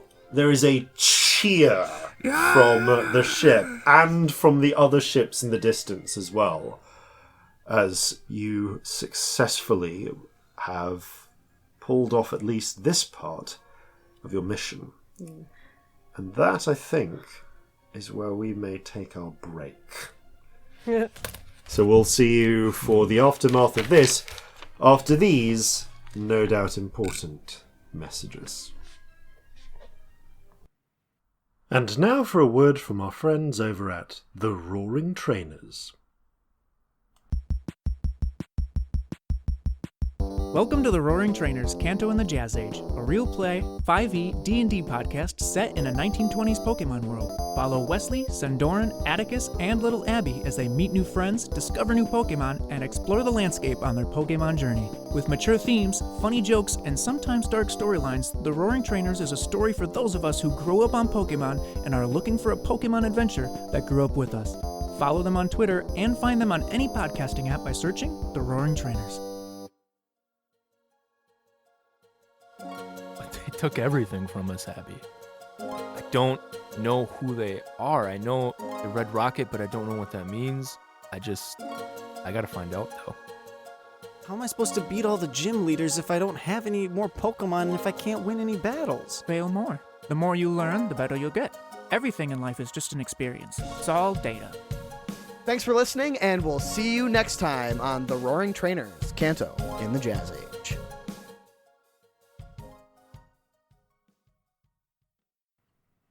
Want to serve your country? Not a fan of conversation? Want to sit back and like, rate, share, and subscribe to Flintlocks and Fireballs while the skeletal forms of your fallen comrades do all the work? Then join the Reclamation Regiment. We need soldiers with stiff upper lips to lead our stiffs into battle. With great pay and promotion prospects, this is no dead-end job. Necromantic conditions apply.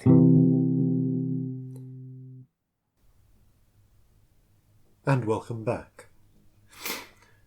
As cheers of celebration break out, there is a focus to the next hour or so of sailing away before the three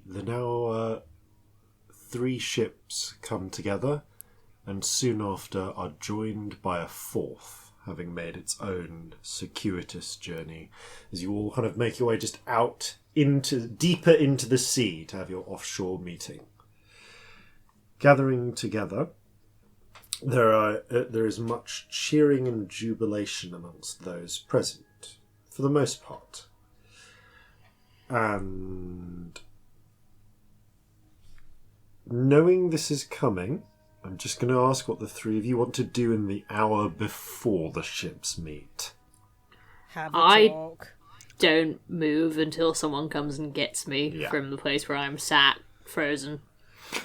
You, me, Celestia. quarters, now. What? Gentler, Corzin. We could do with a chat before everyone gets here.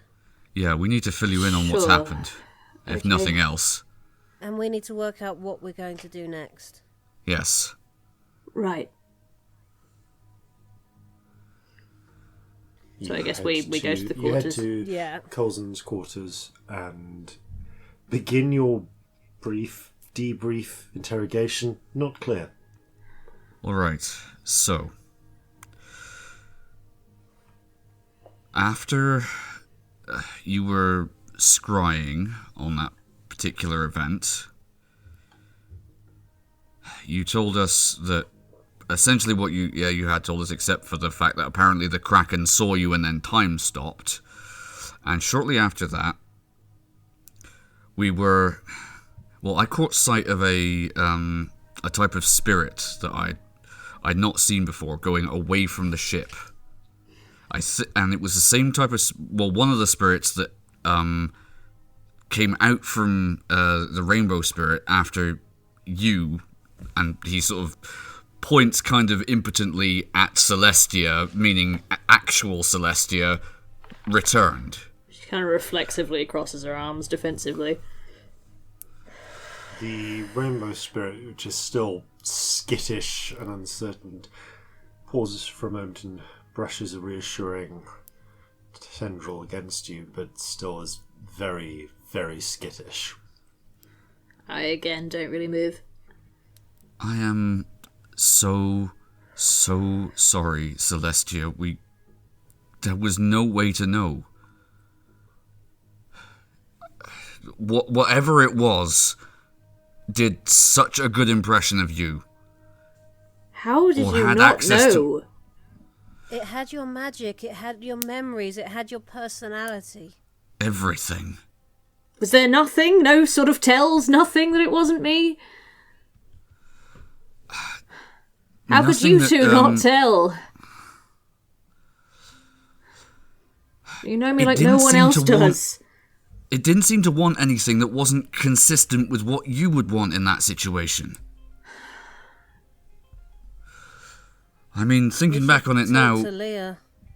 Did I talk to Leah during that time?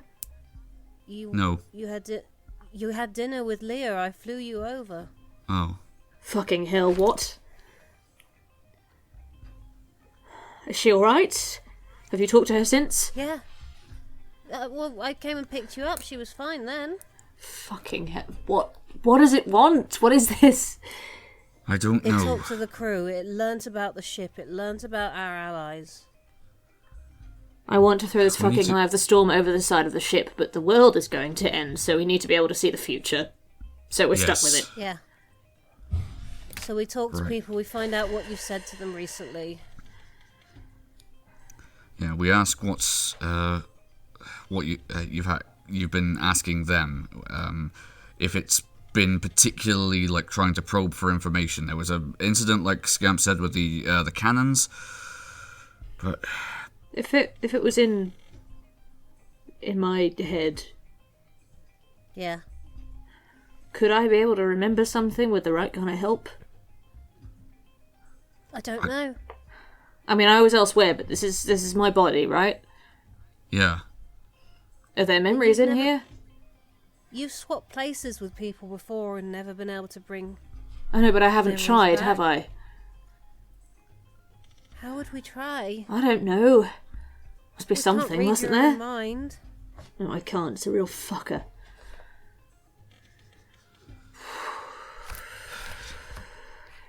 And we can't scry. I feel sick. Alright. 7 fucking days. Yeah. Fuck. It had lots of chance to hurt us, though, and it didn't. Yeah. Which is also worrying. Did it That's sleep? Did it eat? Did it do all normal stuff? It did everything you would have done. Maybe that's what I should have noticed. It slept better than you did. Your cuffs. You stopped breaking your cuffs. Yeah, they look better. I thought you were feeling better.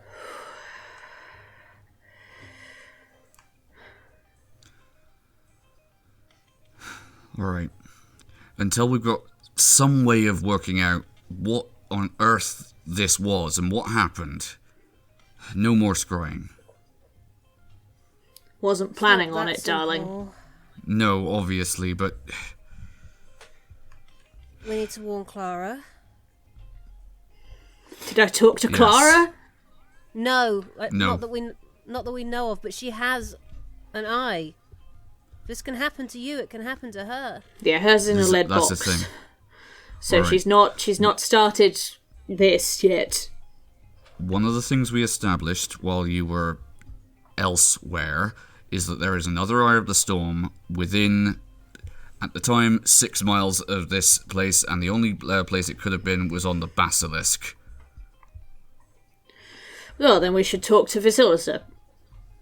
It's probably hers, isn't it? Who else is going to have one? It would make sense. She doesn't know that we have one, at least not unless she happened to get exceedingly lucky and was looking for it. While you happened to be in the scrying room, I mean. Her ship's sanctimed as well, so we can't confirm that it's her, but well, we realistically... looked at the last time she was... The person who had it was scryable, didn't we? Yes, and that was in the that was the her. temple in Kabir When did Nagash. you do that? About To be honest, 3 days ago. Yeah, you don't remember doing it, therefore it wasn't you, so we don't know any of it was true. Yep. We can't trust anything that was scryed on. We also tried scrying on a number of different locations in and around Sunder that... Oh, it was a waste of time, wasn't it? How the fuck did you not know? Because it was you. It wasn't me, it was sleeping. I don't sleep, you know that. You've been unpredictable recently. Sometimes your behaviour changes and we don't immediately go, a Kraken's taken over. No. This is... I'm sorry, Celestia. This was just... This broadsided us. We should have done better.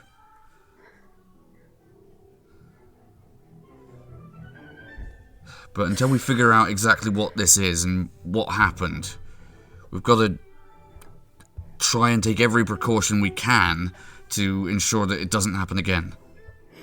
What precautions? How can we make sure it doesn't happen again? I've been swapping with people basically at random. This one happened when I scryed. How do you know how do you know that I've not changed back already? How do you know it isn't me right now? How do you know it's not still here looking at you with me? We don't. It doesn't feel like it's here, but that's what it would say. No, I know. What about a truth spell? Could do Would that work on something like this? Or we'd know if it didn't, wouldn't we? I don't know. We'd know if it was resisting. Or would we? I'm sure there's Unless something it that can chose to deliberately surrender to it. Fuck. I feel like I've read something about maybe you can. There are things that can trick it. I mean, but I'm the not spirits. Sure if I'm right. The spirits it was using, they left, didn't they? Yes. Yes. That's something. I saw them leave. They went in all directions. I wish there was a way to... Where was the pride spirit during all of this? Because it wasn't with me. It Pride was with... spirit bristles across your shoulders. They were inside of it. Yeah. I think... Like a parasite. I'm gonna go throw up now. I go throw up over the side of the ship. This pride spirit rumbles. And... Okay, thinking back You on empty it, your lunch. how many other spirits came out of the rainbow spirit when they left? You saw about 6. Yeah, you want to say 6. 6. Alright. Celestia, when you were scrying, I assume did you you followed see... me after throwing up. Yeah. Celestia, when you were scrying, did you see any other spirits anywhere? Anything you looked at?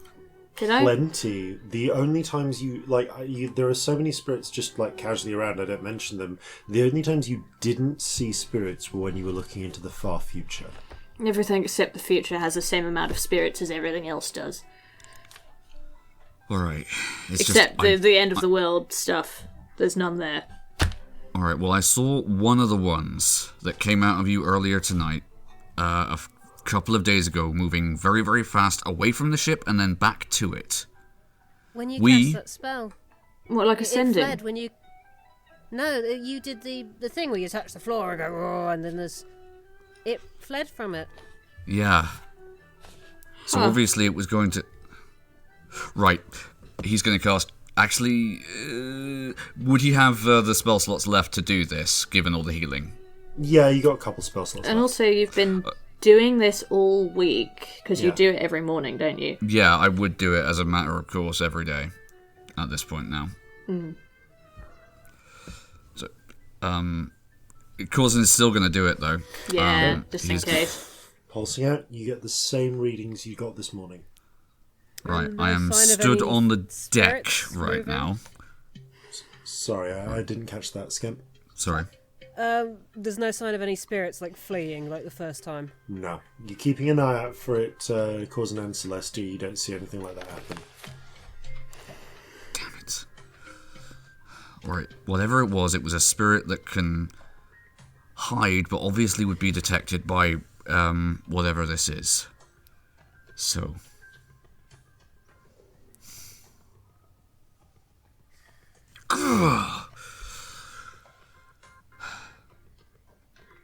This makes no sense. No, it doesn't. If it's the Kraken, what does it want? If it isn't, what the fuck is it? It knows And everything how did I it know. manage to swap with you? I don't know, I saw it, like I say, it was like me, but a bubble, but it had my eyes, like my real eyes. Did it look like it was itself a spirit? Good question, DM. You've never seen a spirit in the place where the bubbles are, so it's hard to tell. If there was a spirit, it's not usually in that sort of in-between space I go to. Most spirits you've seen have not been humanoid, and they certainly haven't been weirdly reflective replicas of you. Corzin, have you ever seen a spirit that's a person? Because I haven't. Especially not one that looks precisely like me, except reflective. Yeah. Alright, so... With real eyes as well, you know? Not like any spirit I've seen if it was. Doesn't mean it isn't, but...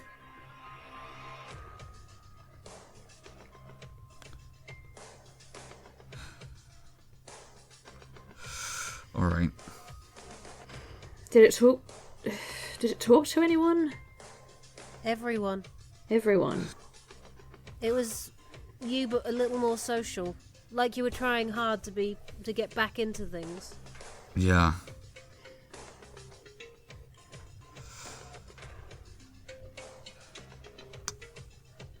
Whatever it was incredibly intelligent if it was able to pass itself off as you so convincingly. When you've been seen before in a scry, was it the Kraken each time? What was it that was seeing you? Big yellow eye. I assumed it was the Kraken. And this time it was because... This is the first time we've scried on the Kraken, isn't it? It's the first time it's been in a vision. It's been in the pool, in the in-between space before. It's not been in what we were looking at. I gave it lip. Maybe it got pissed off. Yeah. Huh. Or curious. It's old, it's... The way you survive is you gather information. Yeah. That's what we do. And We this learn as does... much as possible. This does rather validate my theory that it's incredibly intelligent and it's treating us, and I mean people in general, as like... What you're going to say domesticated is it's animals. farming us. Well, yes. We know that. This is different. And This is different to what it's been doing. Yeah. We don't know that. We don't know that it hasn't been doing this anyway. We know it learns about the places. It chooses places that can sustain it. It chooses how much to attack. It gets that information somehow. If these eyes are connected to the Kraken, which is our best guess at this point, then it seems reasonable to presume that the Kraken has at least access to the abilities that this thing bestows on its users. So, that being the case, we've changed history already. It will have noticed us, probably due to that alone. We might not be in a position right now, but certainly from what you told us in the vision, we may potentially at some point be in a position where we are actively a threat to it. So, trying to gather information about us would make sense. And if it can scry, there's no reason it can't just look back at our entire histories, all of us, and learn enough to replicate our behaviour. Hmm.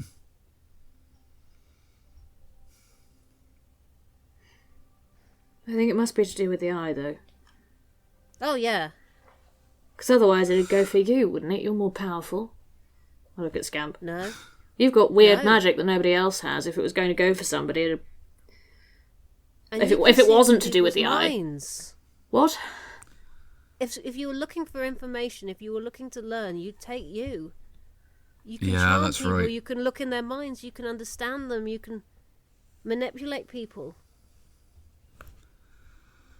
They have a And point. anyway, it came through the eye. I don't think this is something it can just necessarily do all over the place.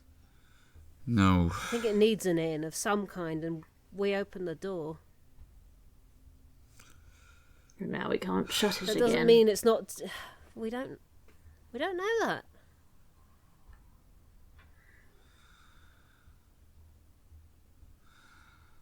But I don't know how we learn either. Olga had one. No. Yes. Oh, And that's another thing. What? That's another scry that I asked you to scry on Olga. Why? She may have been a little more involved in my family history than I previously thought. Oh shit, What? how so? Victory knew her name. huh. She tried to get. She wanted an apprentice, not Victory, but Vasilisa. And when she said no, she probably killed the entire bloodline. Other than us. Olga was always one for holding a grudge. Fuck, I'm sorry, Scamp. Oh, I wanted to know she wasn't still here. I'd check for you Sorry. now, but that'd be mental. No, don't. That's why I asked scrying. Corzin to check for. I asked Corzin to check for Olga, which is why he did the raw spell and why we saw the spirit in the first place. Yeah. Did the rainbow spirit not look weird or anything? Not at all. Well, I It can't looked see. like it Corzin normally didn't say does. anything. I mean, and I'm not misrepresenting it there. It looked within reason of what I've seen it before. entirely normal, but now that you're thinking back on it, make an insight check. Okay, yep. Natural one, but lucky. Yeah, you were on a Right, lot of ones insight. today. Yeah, 18. It feels completely smack. The rainbow spirit lashes out and just smacks you across the face. It passes through you, Corzin, but you just get Ugh. like a shock. And you suddenly realise, no, for the last 7 days, the rainbow spirit has been, like, normally the rainbow spirit is like dancing around or moving or Pretty at least active. reacting to Celestia's mood a lot. So when Celestia is down, it's more comforting and put around her like a cloak. When she's in a better mood, it tends to be more active and flicking around and dancing. But for the last 7 days, it has just been quiet and still. Just like resting on their shoulders. Like, not completely, Not but a bit completely, lethargic. but lethargic. Yeah. Ever since the scry, it's been lethargic. It's been slower than usual, but I kind of put that down to the fact that you were knackered. Been knackered before. Has it ever Well, been yeah, like that but before? it was a lot of scrying.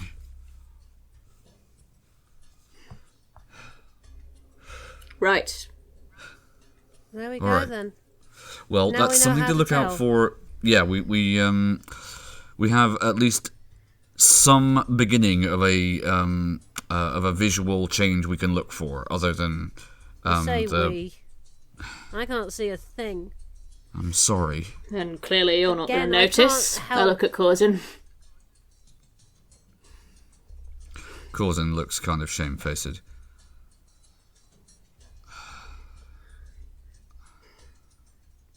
You didn't this time.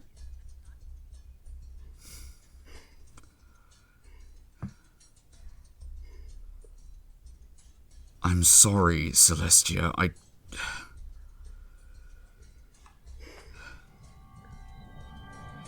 let you down.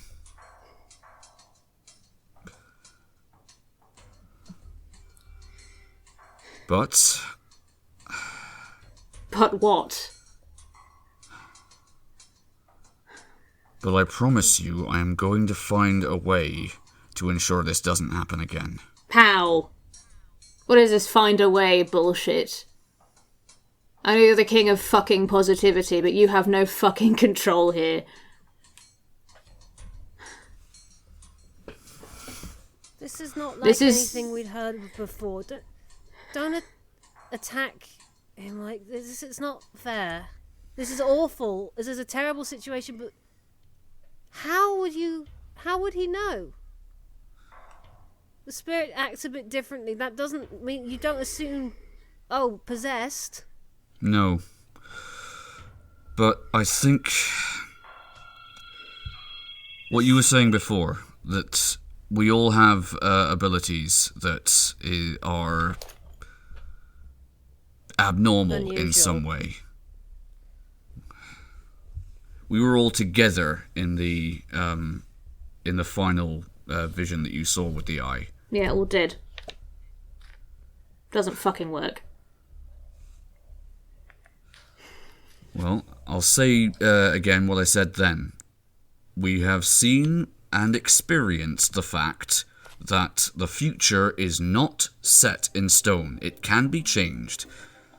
And maybe we just shouldn't be fucking with the Kraken. Maybe that's what we learned from this. Maybe the Kraken is not something you fuck with. I think that genie's out of the bottle now, don't you?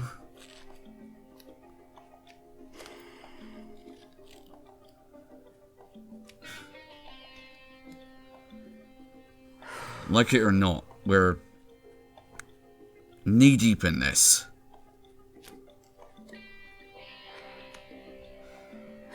You might be knee-deep. I've been fucking over my head for a week, Corzin.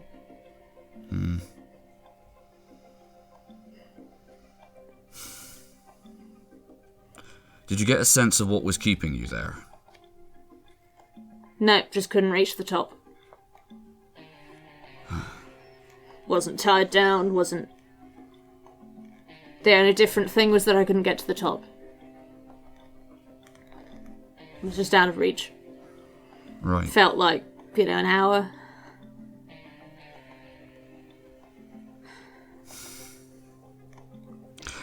And you said that during this time you saw other things, but they were sort of like disconnected. Yeah. Bits of... I see things in bubbles, like with the scrying and that. Flashes. Alright. Nothing I can make sense of. Nothing seemingly relevant. Well, in using the eye before, you've had side effects. What if your visions, these random things that you saw, were random side effects of whatever it was doing in order to keep you where you were? I don't know.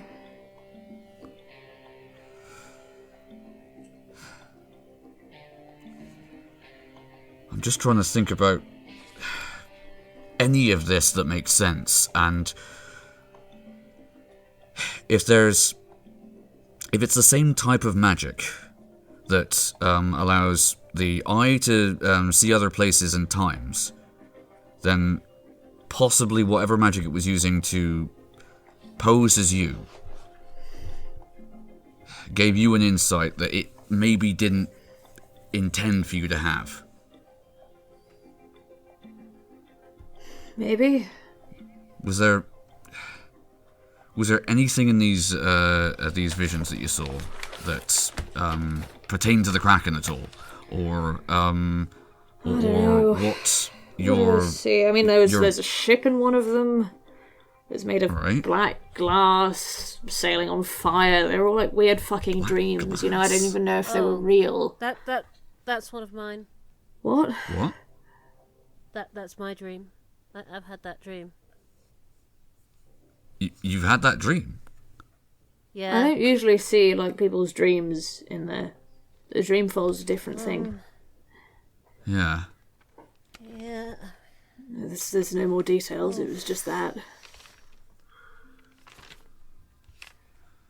I mean, what else was there? There was a halfling, sort of unclear. His eyes were burning. He was stabbing somebody in the back.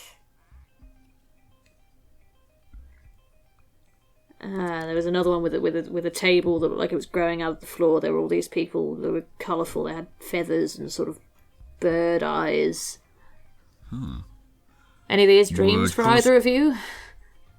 Would Corzin have heard of anything like these bird people, or with regards to the other two, anything in either history or legend or religion or anything like that? I would say maybe a nature check for the bird people. Okay. How many of these dreams I've forgotten? That is... Only the ship is the one that's coming to mind for you. That's a 13. 13. Flicking through my notes. You've heard the term birdie as slang for the native inhabitants of Eastern Sunder. Before, but you've never encountered any of them in person. Oh, well, I heard there were some bird-like people in Eastern Sunder, but... You're not really sure how bird-like they are. You get the feeling that birdie is a slang slur in the way that teeth tends to be. Right, yeah. Yeah. Alright. I mean, none of them made any sense. And the fire-eyed halfling and the black glass ship. I guess religion check. Okay. That sort of mythology. Okay. That is a 19. Something about Lake of Fire is ringing a bell from like Regent School stuff, but that's it. Fiery eye, yeah, it's like nothing with the halfling. That's just not making any sense to you. But just like it's Regent. It's like tickling like something you might have learned in Regent School like 50 years ago. You know. Yeah, because the Regency doesn't necessarily have its hell equivalent. It's just the void, isn't it? The void is the sort of afterlife equivalent, but there is a concept of hell that you have heard of. But hell is a place where the fragments of the will, the false saints, fled the regent to go to, and it. Okay. Yeah. But there are some of the more fanciful interpretations of the Regency imagine the void as being like hell. So a place of eternal torment and flames. Can be sort of thought of as like the regent's exile location of choice. Do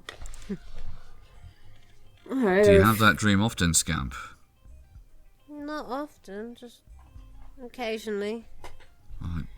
There are a couple more things. There was the figure all sort of busted up. It's looked really angry. Didn't have any eyes. An amulet on. It was on a throne. These were all like really short, so the details are iffy.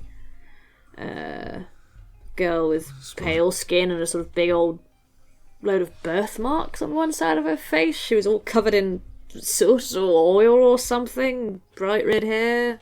Mean anything to any of you? Does it indeed? Not a thing. No. Last two got really short. There was just gloved hand coming out of a carriage. Can't place it. And carriage. Looked like a reasonably you only saw like a bit of window, but it looked like a reasonably well-off horse-drawn carriage. Fancy one, horses. Not familiar or anything. And the last one, I just saw a crate with a star on it. Nothing else. A star? Yeah, 5-pointed star.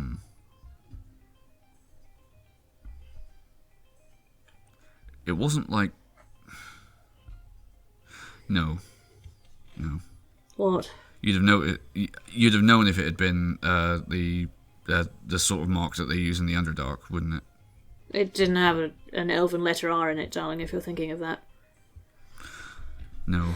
No, Right. I'd know if it was the family. Yeah, of course. The only resemblance is that it is like a 5-pointed star. I mean, it was a star, but, lots of people use stars, don't they? Yeah. It's not one family, that. No. And it's not even necessarily just Underdark, it could be anywhere. We'd have a Or monopoly on anywhere. fucking stars, Alright. Yeah, there wasn't really anything surrounding it. I just remember a crate. There could have been other things going on. I just didn't see much of it. I can't get my head around the fact that it was 7 days. Yeah. Alright. I think the only constructive thing we can do now is surreptitiously talk with some of the members of the crew. Anyone who spoke to you within the last 7 days, find out what you spoke about. That can at least give us an idea of what it is your imposter was trying to find out. Yeah. If it was cannons, then what else were they trying to find out? Yeah, any specific things people remember. Yeah. You should talk to Leah as well. Yeah. Maybe Alright. tomorrow, though. I am not going to tell anyone outside of this room currently anything of what has happened for the moment. I think it'll scare them. Yes, Yeah. I agree. It will definitely scare them. It scares me. But I'm sorry I snapped at both of you. no, You're God, scared. come here. It makes If sense. I had had my freedom and everything violated in the same way that you just have, I don't know what I would do. You'd be shooting people. I just freaked out. I know what you'd be doing. I don't think I meant any of it. Of course you freaked out. I'm still pissed off, but I don't think it's real. I'm really angry with you, but I don't think it's... I think I'm just freaking out. I don't think I actually blame you. I'm pretty angry with me, if that helps. I know, but... I had this You shouldn't be. a long, long time ago. It was one of the first things I remember feeling as soon as I buried Wendell. It was like there was just nothing I could do. But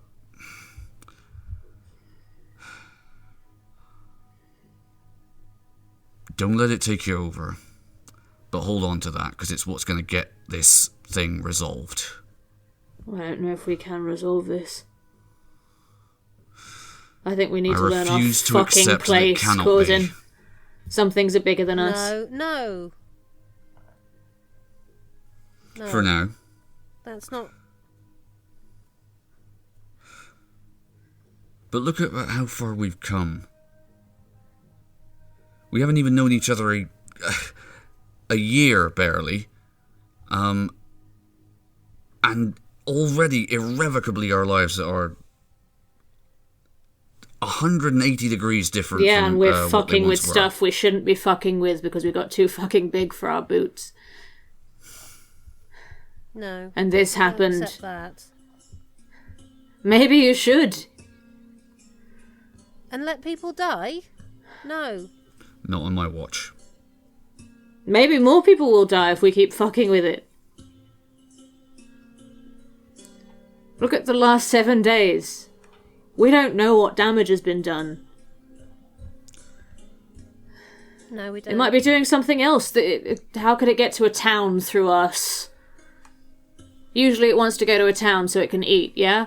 What's this? What does this mean? Is it doing something else? That's a point. Have we allowed it to do something else? It's on us. No. That's the point. I'm sorry. I have to ask this. In the final vision, where it saw you, did you recognize where you were? On a metal ship.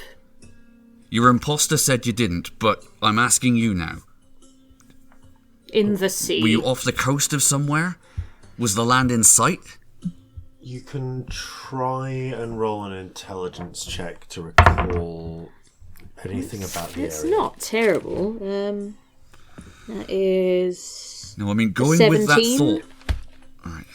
She like closes her eyes and really thinks for a second. You had about 5 seconds of vision, which you kind of felt like it was slowed down because you got moments really enhanced by it. There was a lot of heavy rain.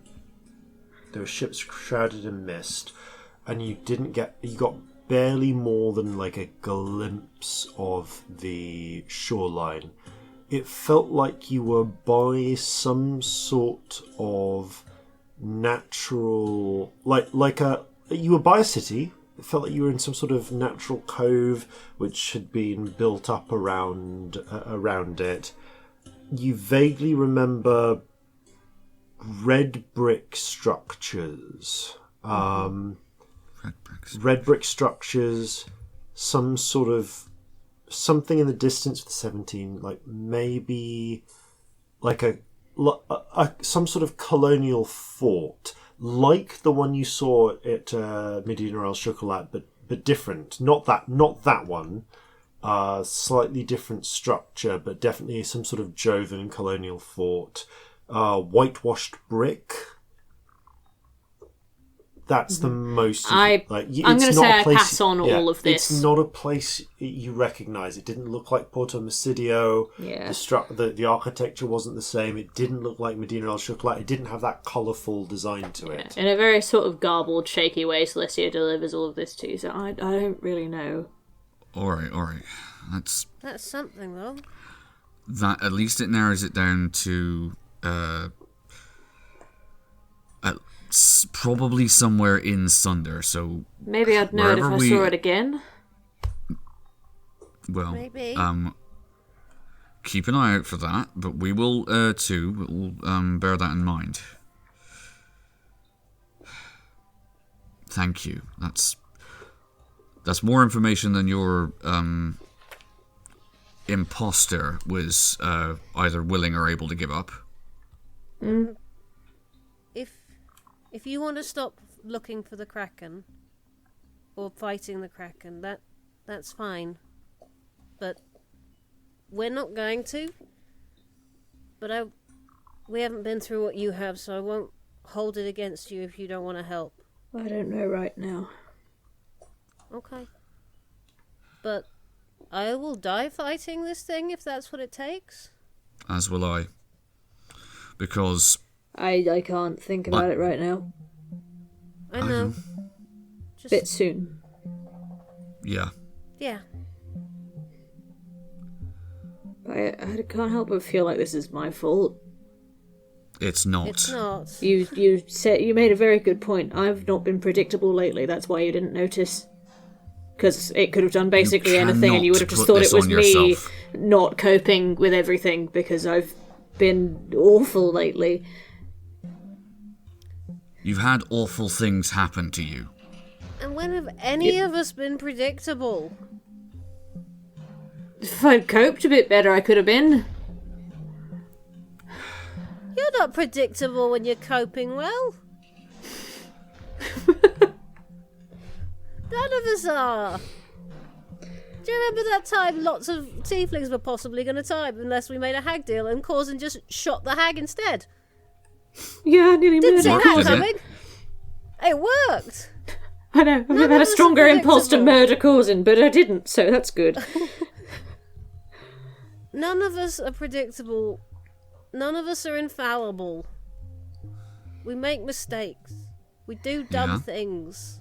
And we, so far, are still alive to tell the tale.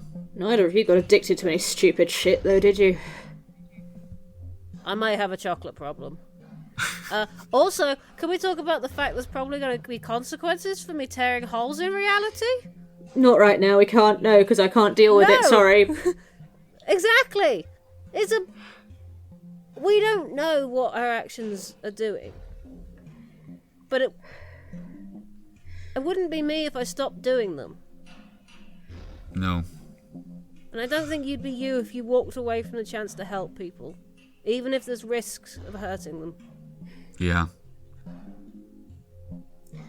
You know, I've been hurting people for my entire life, whether it's by accident or not, and I just... You've also helped people. And I know that it's not a numbers game, but... If it was, it'd be very easy. Life is not nearly so simple. Is anyone else actively trying to stop the Kraken? Not that I know of. So most people tend to see it as like, a force of nature, but it isn't. So if we don't try... Yes, it fucking is. I mean, it is a force of nature, but... It can control nature. That's a different thing. This is beyond any magic I've ever heard of. The point is, if we don't keep trying, it keeps on killing. Yes. Indefinitely. That's worth the risk. It keeps killing. Easy for you to say. Yeah. Alright, I didn't want to say this, but imagine for a second, we've been looking at the future. We've been changing how the future goes. What if, and just hypothetically, one of the places that the Kraken hits between now and, assuming it isn't dead by then, 1972, is a place that has someone who has the ability to prevent the world ending. Is that not worth trying to... Just shut up. Why is it all on us? Why is it always on us? Because we're the only people in this position. We are the only people in the position to do this. 4 ships, 2 sorcerers, a wizard.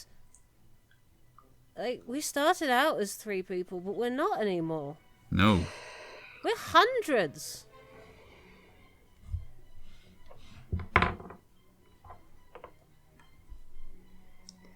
And I think that's possibly is starting to get to the point where if what seems to be happening is the Kraken is starting to get worried. Hate to say it when it's angry if this is worried. We don't have all the answers right now.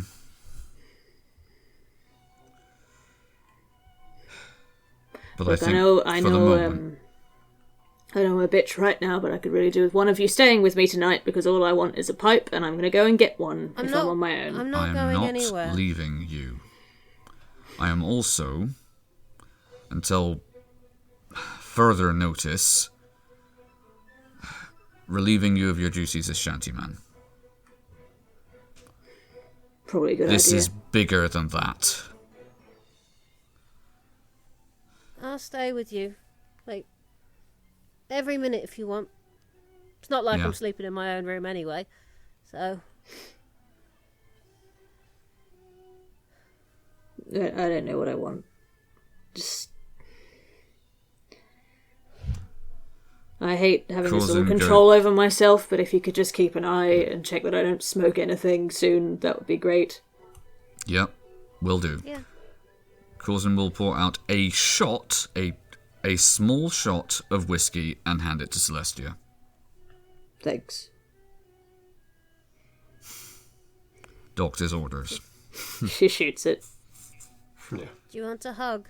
No. Alright. Okay. Sorry, it's a bit soon. I know. No, that's why I asked rather than just hugging you. It's Thanks. a question. No is a valid answer. Forget that sometimes. had a really fucking weird upbringing. I don't think any of us had a particularly normal one. Oh no, I wasn't trying to single myself out with that one. I know we all understand. Yeah.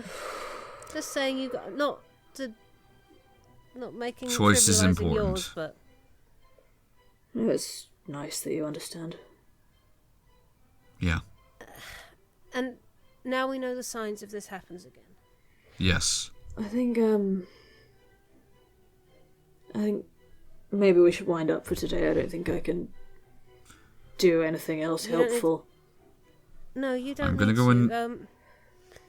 I'm gonna need to. Captains. Yeah, I'm gonna need to speak with the other captains. We'll go and sit somewhere. Having a debrief. Good. Do you want to play dominoes? I haven't played dominoes. Jeffrey has hidden some or eaten them, but there's enough to play with. You know what? Doing something not serious, but something to do with my hands might actually be kind of good. I'll probably be rubbish, so don't make fun of me. But... Stay here, I'll be back soon. And let's play dominoes. Yeah. Corzin, as you head out to attend this captain's moot, Scamp, you kneel down next to Celestia, reach into your bag and produce an almost complete set of dominoes. You also find a small present in there. It's not monkey shit. That's Celestia's bag. Has Celestia's double been prestidigitationing the monkey shit out of the bag? Yes, okay. Yes, they have. They've not just been letting it pile up. They've not been piling up out of spite. But you don't know if Jeffrey's noticed anything. But you do find that someone has left a small wrapped package of tightly pressed tea. Oh. They Do you want some tea? They appear to have sleight of handed it into your pack last time you were down playing dominoes. Tea might be good. Do you want to join my book club? What? I started a book club with a dragon. Would you like to join it? Because eventually the dragon's going to leave and I'm going to have no one to book club. I'm sure that might actually just be like one step too far for me today. My brain just sort of stopped. Dominoes. It just silence have in my head. Tea. Okay, tea. Have some tea. Please make me some tea. Pair a pair of cups of tea and sit down and begin a game of dominoes. And together you hold back as much of the wave of despair as you can as the night presses on. I think I'll probably fall asleep in the corner of Corzin's room. Yeah. As does Scamp, I would imagine, if I do. Yeah. And I don't think I sleep that night. Carefully tiptoe past them when it's Corzin's bedtime. I think eventually Celestia would burn out and fall asleep. Yeah. With Scamp sitting vigil, with that, we're going to leave it there for tonight. So, farewell. I should say, actually, rather. Thank you all for playing. Thank you all for listening. And from all of us here at Flintlocks and Fireballs, fair seas and natural 20s. Our heist went off without a hitch, except our friend's 7-day switch. And if we need more cause to frown, there were no sweets in Chocolate Town. So gather your muskets, gather your spears, we'll plunder the shores of Calcinea. No kraken, storm or spell we fear, so come and sail with us, my dear.